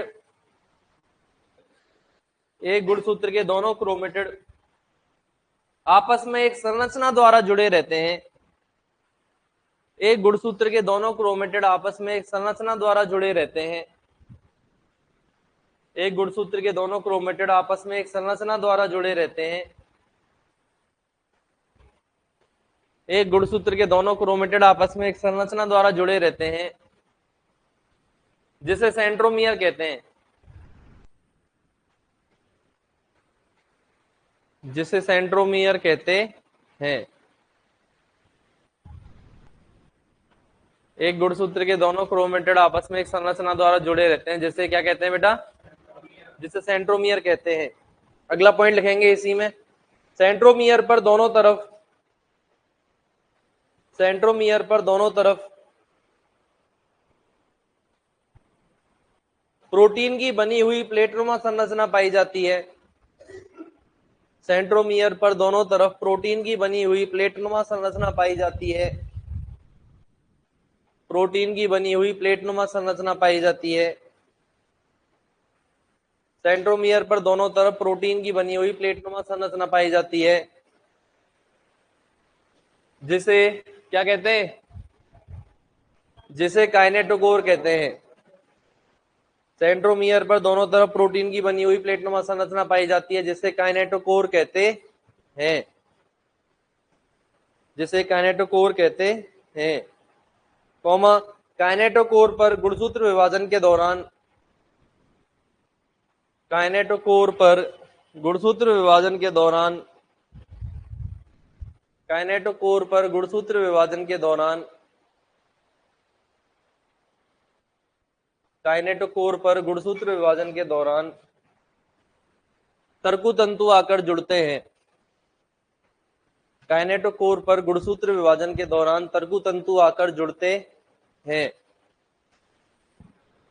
काइनेटोकोर पर गुणसूत्र विभाजन के दौरान तर्कु तंतु आकर जुड़ते हैं, है ना। तर्कु तंतु तारक केंद्रों से निकलते हैं, सेंट्रियोल, तर्कु तंतु तारक केंद्रों से निकलते हैं, तर्कु तंतु तारक केंद्रों से निकलते हैं, तर्कु तंतु तारक केंद्रों से निकलते हैं। कहां से निकलते हैं बेटा, तारक केंद्रों से निकलते हैं, लिख लिया। अगला पॉइंट, सेंट्रोमियर वाले स्थान पर, बात मत करे, सेंट्रोमियर वाले स्थान पर, सेंट्रोमियर वाले स्थान पर गुणसूत्र, सेंट्रोमियर वाले स्थान पर गुणसूत्र बाकी भाग की तुलना में, सेंट्रोमियर वाले स्थान पर गुणसूत्र बाकी भाग की तुलना में, सेंट्रोमियर वाले स्थान पर गुणसूत्र बाकी भाग की तुलना में, सेंट्रोमियर वाले स्थान पर गुणसूत्र बाकी भाग की तुलना में संकीर्णित होता है, बाकी भाग की तुलना में क्या होता है, संकीर्णित होता है, अतः इसे प्राथमिक संकीर्णन कहते हैं, अतः इसे प्राथमिक संकीर्णन कहते हैं, अतः इसे क्या कहते हैं, प्राथमिक संकीर्णन कहते हैं,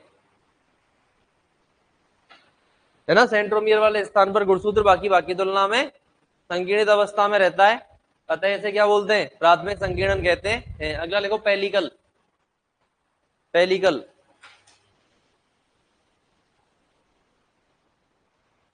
पेलिकल, क्या लिखोगे बेटा? पेलिकल लिखो। पेलिकल में लिखो गुणसूत्र के चारों तरफ पाई जाने वाली पतली झिल्ली।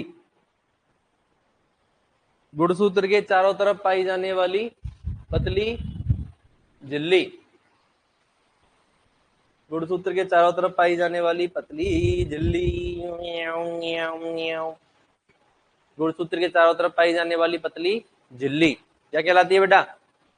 पेलिकल है ना। इतना ही लिख लो, गुणसूत्र के चारों तरफ पाई जाने वाली पतली झिल्ली।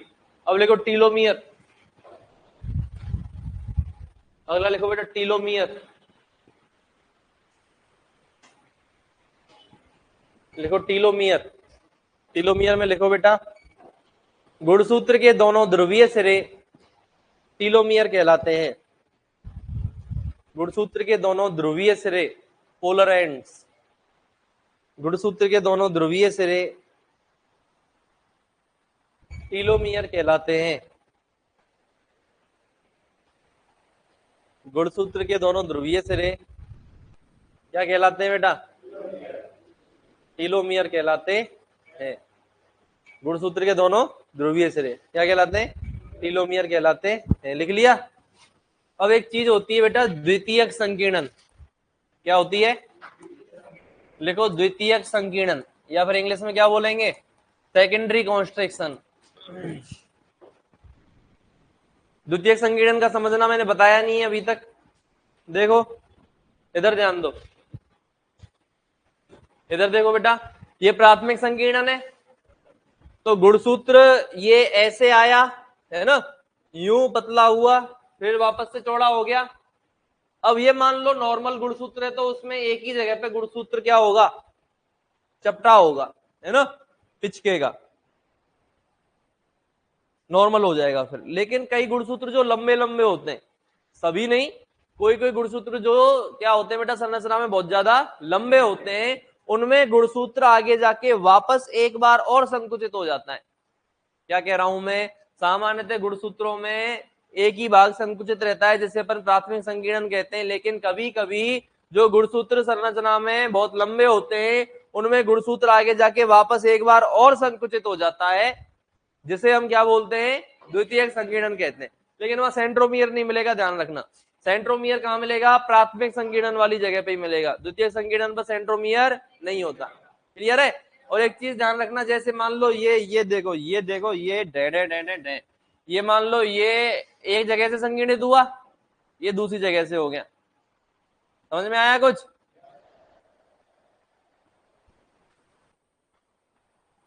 नहीं आया? तो ये तो प्राथमिक संकीर्णन है, सेंट्रोमियर है, ये क्या हो जाएगा? द्वितीयक संकीर्णन। लेकिन यहाँ पे सेंट्रोमियर नहीं है। लेकिन याद रखना द्वितीयक संकीर्णन के बाद का जितना भी डीएनए है, द्वितीयक संकीर्णन सभी गुणसूत्र में नहीं पाया जाएगा, किसी किसी गुणसूत्र में पाया जाएगा, पहली बात तो, है ना। क्लियर है?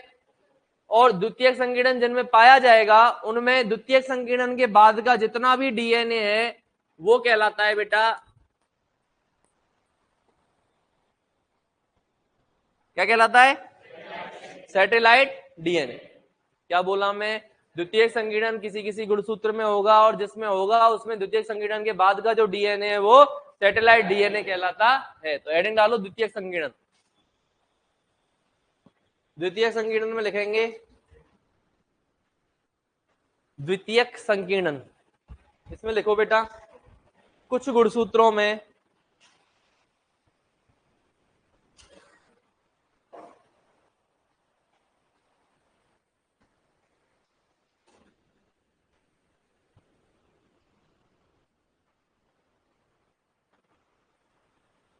कुछ गुणसूत्रों में प्राथमिक संकीर्णन के अलावा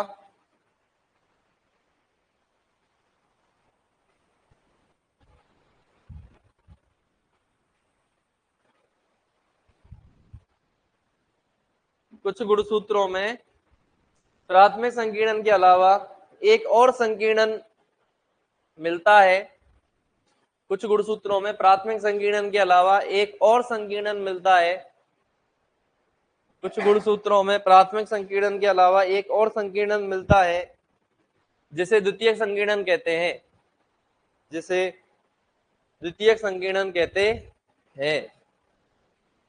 कुछ गुणसूत्रों में प्राथमिक संकीर्णन के अलावा एक और संकीर्णन मिलता है जिसे हम क्या कहते हैं बेटा, द्वितीयक संकीर्णन कहते हैं। क्या कहते हैं? द्वितीयक संकीर्णन कहते हैं। नोट डाल के लिखो।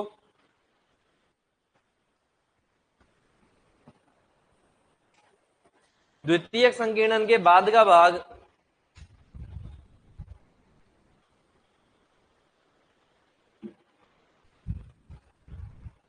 द्वितीयक संकीर्णन के बाद का भाग सैटेलाइट डीएनए कहलाता है। द्वितीयक संकीर्णन के बाद का भाग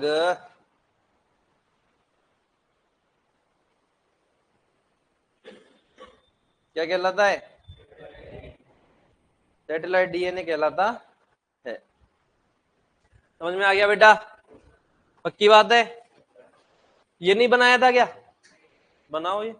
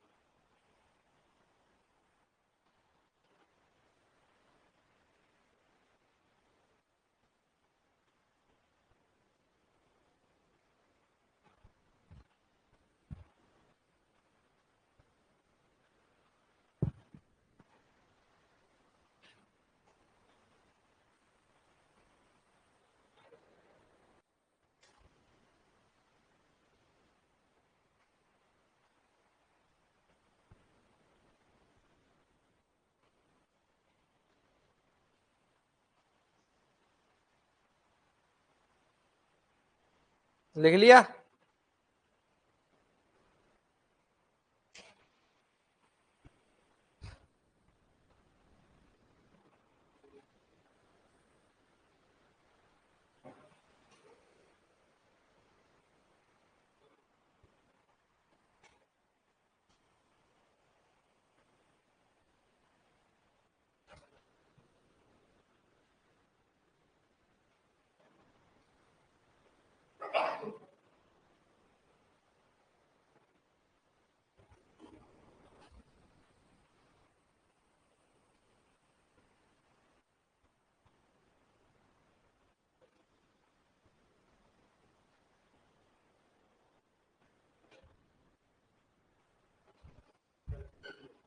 चलो बेटा आगे चलते हैं।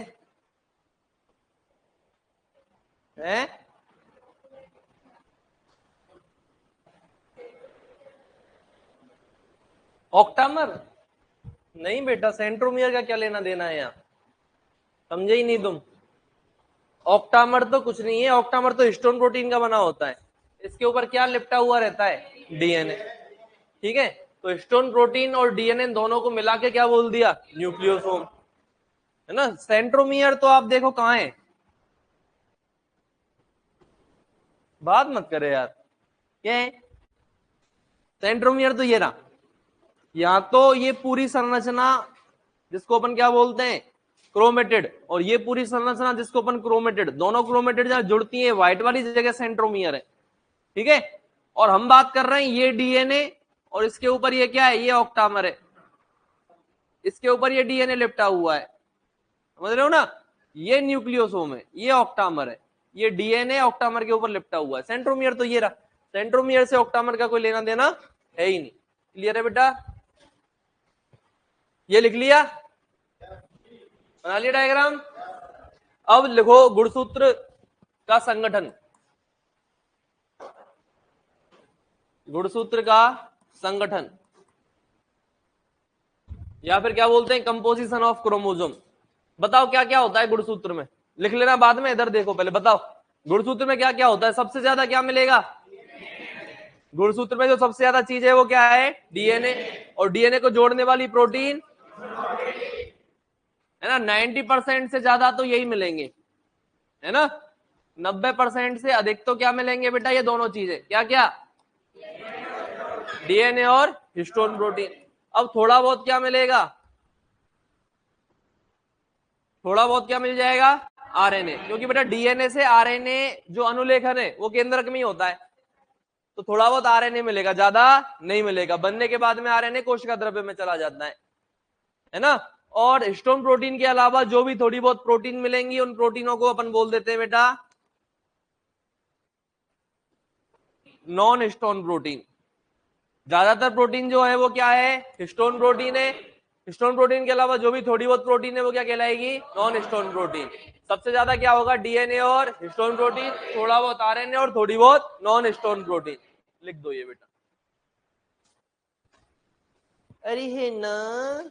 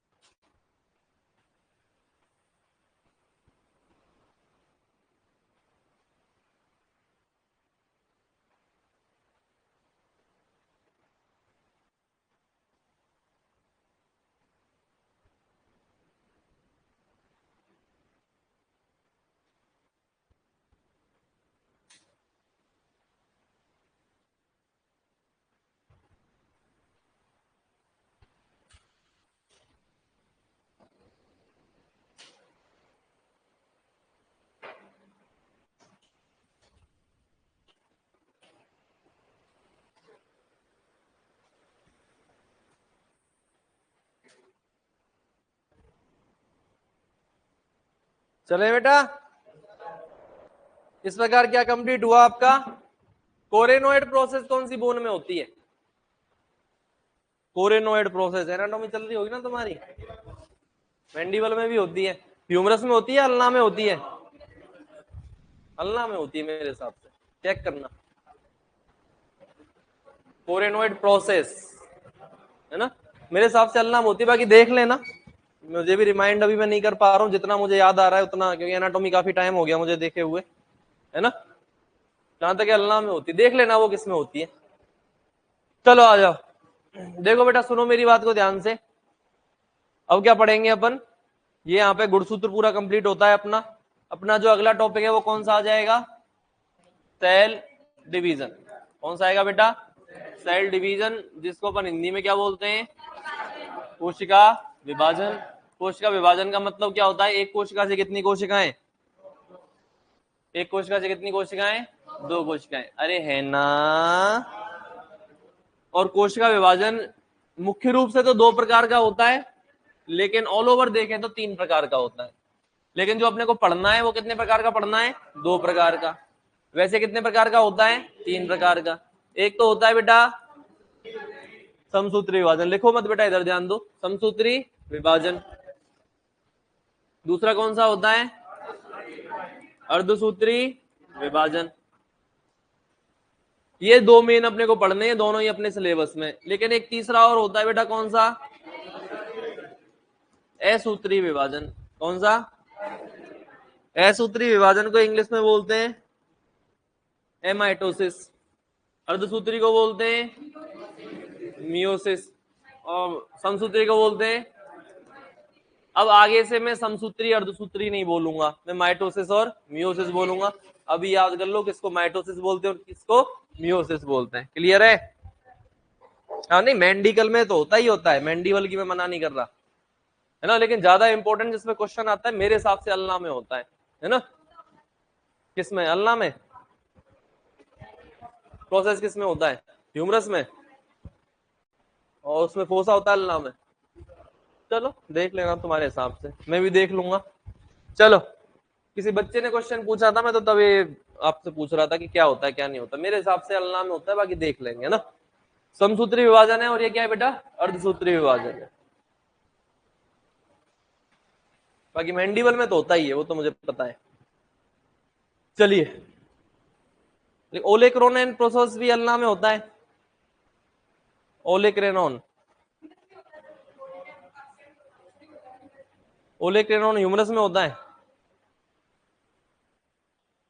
चलो अब अपन किसकी बात करें बेटा, अपने विभाजन पे वापस आ जाते हैं। हड्डियां तुम्हारी तुम देख लेना, है ना, तोड़ तोड़ के खा लेना, कैल्शियम मिलेगा बढ़िया। किसकी बनी होती है हड्डी? सबसे ज्यादा कौन सा साल्ट होता है? कैल्शियम तो होता है। कैल्शियम का भी कौन सा?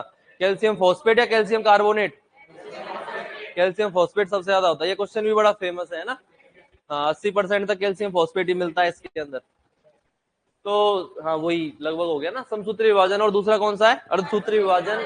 इसमें अगर अपन देखें बेटा, सम मतलब समान, सम मतलब समान, सूत्र मतलब गुणसूत्र, सूत्र मतलब गुणसूत्र। तो इसमें गुणसूत्रों की संख्या क्या रहेगी? समान रहेगी। अर्ध मतलब आधे, सूत्र मतलब गुणसूत्र। ये देखो, ये एक जनक कोशिका है, ये इसका क्या है? केंद्रक है, ठीक है। और इसके अंदर क्या होगा? ये इसके अंदर क्या हो जाएगा बेटा? ये माइटोसिस। ये एनाटॉमी ऐसी सब्जेक्ट है जो एलएसए में मैंने पढ़ाई ही नहीं है। यहाँ बीपी बोस लेते हैं ना, बाकी रिकॉर्डिंग वगैरह मेरी लगभग जो पहले रिकॉर्डेड क्लास चली है उसमें 7-8 सब्जेक्ट मेरी रिकॉर्ड की हुई है, लेकिन एनाटॉमी बीपी बोस नहीं की थी, तो टच में है नहीं, काफी टाइम से दिमाग में निकल गया। देख लेना किसमें होती है ना, मैं कंफर्म नहीं हूँ भाई, पहले ही बता दूं, कहीं तुम वलना ही याद करके बैठ जाओ, वलना करके आ जाओ। आता है क्वेश्चन को, रिक्वायर्ड प्रोसेस, ओलेकेनॉन प्रोसेस, ये सब पूछे जाते हैं, है ना। थर्ड ट्रोकेंटर फीमर में होता है, जैसे ये सारी की सारी किसकी फीमर में होता है? घोड़े की फीमर में होता है थर्ड ट्रोकेंटर। ये सारे क्वेश्चन इंपॉर्टेंट है। प्रोसेस, हड्डी, यही पूछा जाता है। हड्डियों में या तो नोच पूछेगा, या कोई प्रोसेस पूछ लेगा, या कैविटी पूछ लेगा, है ना। जॉइंट का टाइप पूछ लेगा, कौन सा जॉइंट है कौन सा नहीं है ना। शोल्डर जॉइंट और हिप जॉइंट में कौन सा मिलता है, कौन सा जॉइंट है? ये बॉल एंड सॉकेट जॉइंट है ना। आते कि नहीं आते?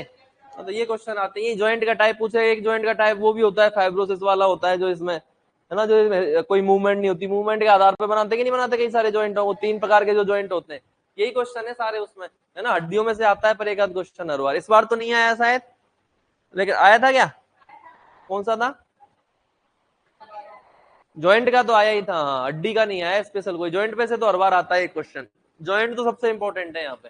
और जॉइंट इसमें हड्डियों में भी क्या? प्रोसेस, प्रोसेस ही पूछता है, कौन सी प्रोसेस कहाँ है क्या है ना। और हड्डियां भी स्केपुला, ह्यूमरस, फीमर और अल्ना, ठीक है, इनमें से ही आता है। और दूसरा फिर सीधा किस पे जाता है? वो जॉइंट के अंदर जाता है। बेसिक बेसिक से क्वेश्चन पूछता है। तो ये क्या है बेटा? इसमें अगर अपन माइटोसिस कराएं तो कितनी कोशिकाएं बनेंगी? 2 कोशिकाएं बनेंगी। और गुणसूत्रों की संख्या क्या रहेगी? क्या रहेगी बेटा? समान रहेगी, है ना। अरे 2n है तो 2n रहेगी कि नहीं रहेगी? इसमें अगर अपन देखें तो ये क्या है बेटा? 2n। इसके अंदर क्या कराया अपन ने? मियोसिस। तो याद रखना, एक से कितनी कोशिकाएं बनती हैं? नहीं, 4। कितनी कोशिकाएं बनती हैं? 4। और गुणसूत्रों की संख्या क्या हो जाती है? क्या समझ में आया? एक, दो दो शर्तें इनकी, एक से गुणसूत्रों की संख्या समान। यार दो क्या है? 2n से 2n मतलब इसमें 46 थे तो इसमें भी 46 है और इसमें भी 46 है। 2n का मतलब इसमें 46 है तो इसमें 23 हो गए, 23 हो गए, 23 हो गए, 23 हो गए। 2n का मतलब द्विगुणित और n का मतलब अगुणित। क्लियर है बेटा? तो एक से कितनी कोशिकाएं बनी है? 2, एक से 4। गुणसूत्रों की संख्या, गुणसूत्रों की संख्या आदि। ये समसूत्रीय और अर्धसूत्रीय, इनको ही हमें डिटेल में पढ़ना है। इनमें मैं आपको बहुत सारे अंतर भी बताऊंगा आगे जाके, ठीक है ना। अपन पूरा चार्ट बनाएंगे जिसमें दोनों तरफ अंतर इसमें लिखेंगे। अब यही बात कर लेते हैं किसकी? असूत्री की। और यही बात करके इसको यही खत्म कर देते हैं भाई, आगे इसकी चर्चा थोड़ी करेंगे क्योंकि आपके सिलेबस में ये है ही नहीं। जितना है मैं उतना आपको बता देता हूं कि जो असूत्री विभाजन है, याद रखना, केवल किस में पाया जाता है? केवल प्रोकैरियोटिक कोशिका में पाया जाता है।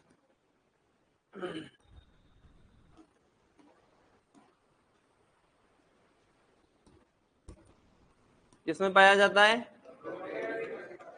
केवल प्रोकैरियोटिक कोशिका में पाया जाता है। प्रोकैरियोटिक कोशिका का एग्जांपल क्या है बेटा? प्रोटोप्लाज्म, जीवाणु। सभी जीवाणु किसमें सम्मिलित किए जाते हैं बेटा? प्रोकैरियोटिक कोशिका के अंदर सम्मिलित किए जाते हैं। ये चीज याद रखना। अब इसमें होता क्या है? देख, ये ऐसा नहीं लग रहा कि ये माइटोसिस का ही भाई है, एमाइटोसिस, है ना। माइटोसिस जैसा है, लेकिन माइटोसिस जैसा कुछ काम कर नहीं पा रहा है, तो उसको क्या बोल दिया अपन ने, एमाइटोसिस बोल दिया। तो माइटोसिस जैसा कैसे है, देखो मैं आपको बता दूं, जैसे ये एक जनक कोशिका है ना, क्या है ये, एक केंद्रक है, क्या है बेटा ये केंद्रक है, इसको मैंने एन लिख दिया। देखो प्रोकैरियोटिक कोशिकाएं 2n होती नहीं है, एन ही होती है ज्यादातर, है ना। इसके अंदर क्या कर दिया अपन ने, इसके अंदर एमाइटोसिस कराया, क्या कराया, एमाइटोसिस। और एमाइटोसिस कुछ नहीं है, थोड़े से प्रेशर से हो जाएगा। ये कोई वेल प्लान कोई डिवीजन नहीं होता, जैसे इसमें तो पूरा सिस्टमेटिक डिवीजन होगा इस तरीके से, ये प्रोफेज, मेटाफेज, एनाफेज, टीलोफेज, ये केंद्रक विभाजन, ये कोशिका विभाजन, इस विधि से ऐसे होगा, और इस तरीके से दो कोशिकाएं बन गई। किसमें, माइटोसिस में। इसमें ऐसा कोई सिस्टम फॉलो नहीं होता, इसमें देख कोशिका थोड़ा सा दबाव पड़ा, कितनी कोशिकाएं बन गई, दो कोशिकाएं, दबाव पड़ा और दो कोशिकाओं में विभाजित हो गया, ये कोई विभाजन है क्या, मजाक है ना। तो थोड़ा सा दाब पड़ा, प्रेशर पड़ा, और यहाँ पर कितनी कोशिकाएं बन गई बेटा, दो कोशिकाएं बन गई। लेकिन आप क्या देख रहे हो, दोनों कोशिकाओं का जो आकार है पुत्री कोशिकाओं का, वो क्या है, अलग अलग है या समान समान है, अलग अलग है। तो सिस्टमेटिक हुआ क्या, तो क्या होता है इसमें, दो असमान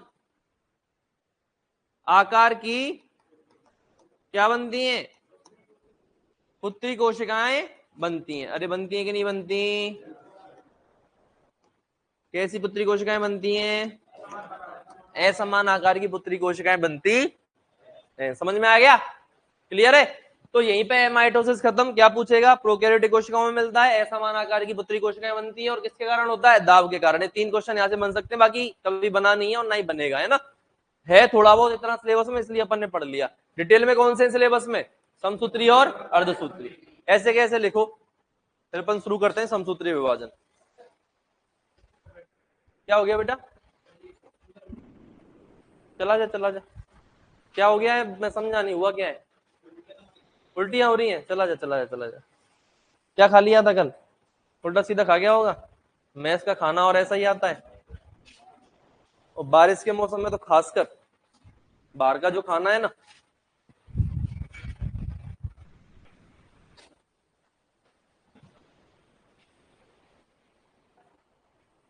अरे है ना, छाप दो ये।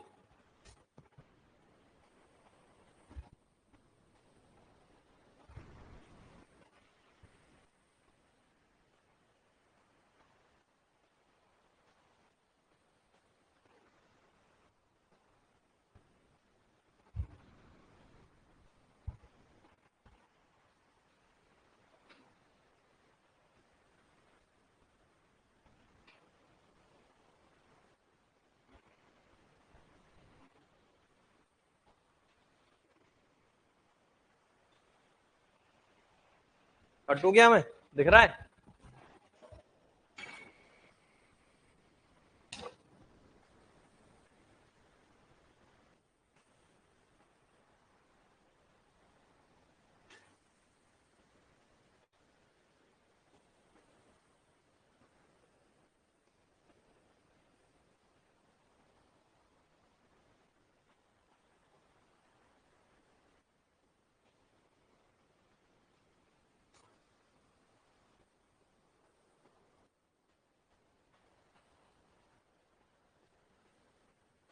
उल्टा बता रहे हो यार। कोरेनोइड प्रोसेस अल्ना में ही होती है, फोसा ह्यूमरस में होता है।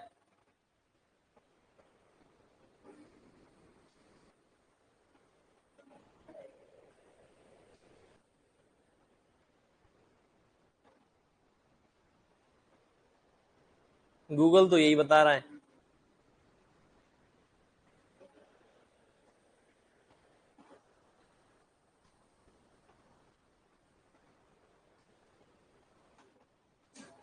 एक कोरेकोइड भी होती है, कोरेकोइड स्कैपुला में होती है।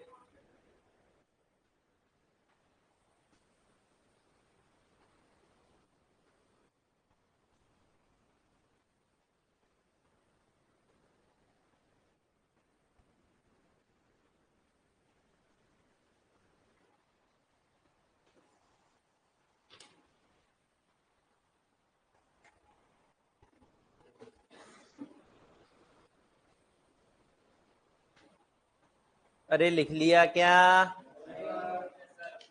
लिख लिया,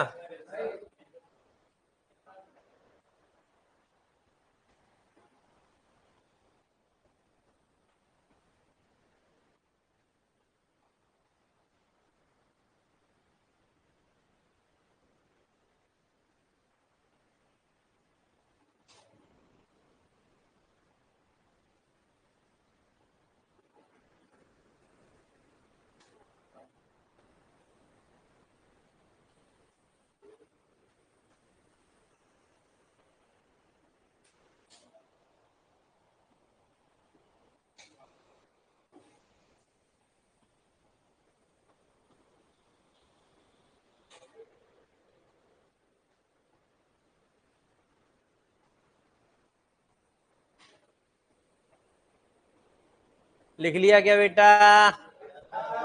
चलें आगे? पक्की बात है? झूठ तो नहीं बोल रहे?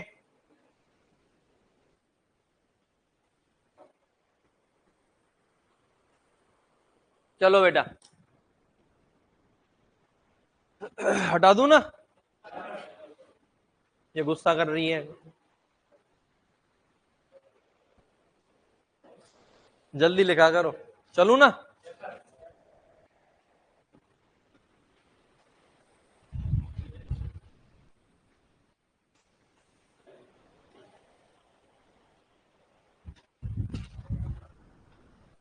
ये रिफ्लेक्स होता है। प्रतिवर्ती क्रियाएं पढ़ते थे? प्रतिवर्ती क्रिया जानते हो? Reflective action.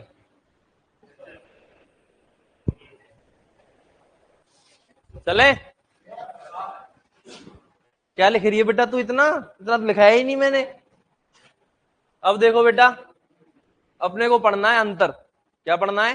अंतर। एक तरफ लिखेंगे समसूत्री, लिखो,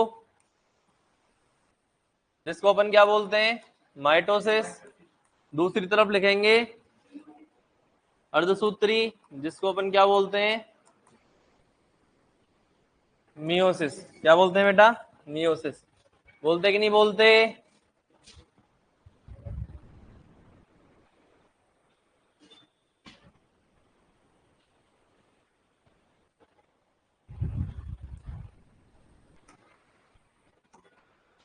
चलो आ जाओ। अब देखो बेटा, वही डायग्राम बना रहा हूं। 2n कोशिका है, ठीक है। इसके अंदर क्या हुआ? माइटोसिस हुआ। कितनी कोशिकाएं बनी? 2n से 2n 2n। इसमें 2n थी कोशिका, उससे कितनी कोशिकाएं बनी? और गुणसूत्रों की संख्या क्या हो गई? क्या हो गई बेटा? आधी। हो गई कि नहीं हो गई? तो पहला अंतर हो जाएगा कि, समझ लो पहले, लिख बाद में लेना। क्या हो जाएगा बेटा? एक जनक कोशिका से, किससे? एक जनक कोशिका से कितनी? कितनी बेटा?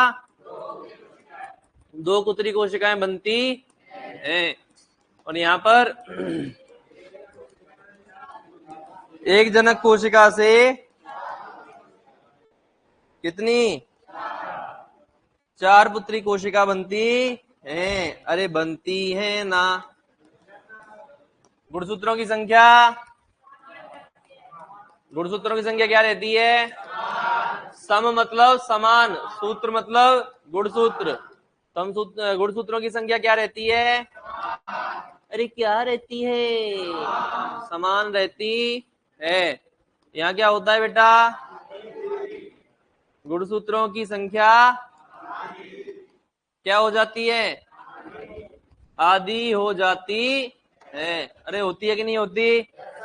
यहाँ समान रहती है और यहाँ क्या हो जाती है? आधी। इतना समझ में आया कि नहीं आया? दोनों में से जटिल कौन सा ज्यादा होता है? कौन सा जटिल होता है बेटा? अर्धसूत्री जटिल होता है, क्योंकि ये 2 भागों में होता है। अर्धसूत्री विभाजन प्रथम और अर्धसूत्री विभाजन। तो ये क्या होता है बेटा? ऐसे सरल नहीं है, ऐसे तो ये भी जटिल है, लेकिन उससे तुलना कर रहे हैं तो तुलनात्मक रूप से क्या है ना? ये भी सरल नहीं है, भी तोते उड़ा देगा समझने में। है ना बेटा? आसान नहीं है। भी मैं आपको पहले ही क्लियर कर दूं बेटा, मैं ये तो पहली क्लास में क्लियर कर चुका हूं कि जेनेटिक्स आपकी सबसे टफ सब्जेक्ट है, इसको समझना बहुत मुश्किल है ना? और समझ में आ गया तो इससे आसान सब्जेक्ट नहीं है। तो ये डिवीजन बेटा आपने खूब पढ़े, मुझे पता है, 9th में पढ़ा, 11th में पढ़ा, डिप्लोमा में पढ़ा, लेकिन मुझे ये कंफर्म कह सकता हूं एक बच्चे को भी नहीं आता ढंग से।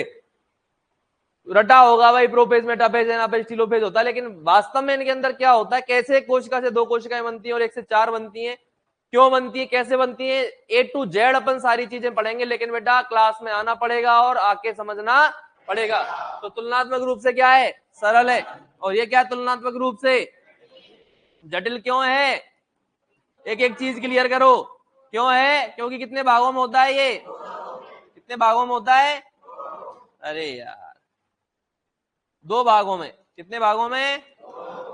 कौन सा? मियोसिस फर्स्ट और मियोसिस 2 भागों में हो रहा है कि नहीं हो रहा? तो जटिल हो गया कि नहीं हो गया और सरल हो गया कि नहीं हो गया? इसके बाद के अंतर पढ़ेंगे कल, अभी लिख लो, ये यहां तक लिख लो बेटा।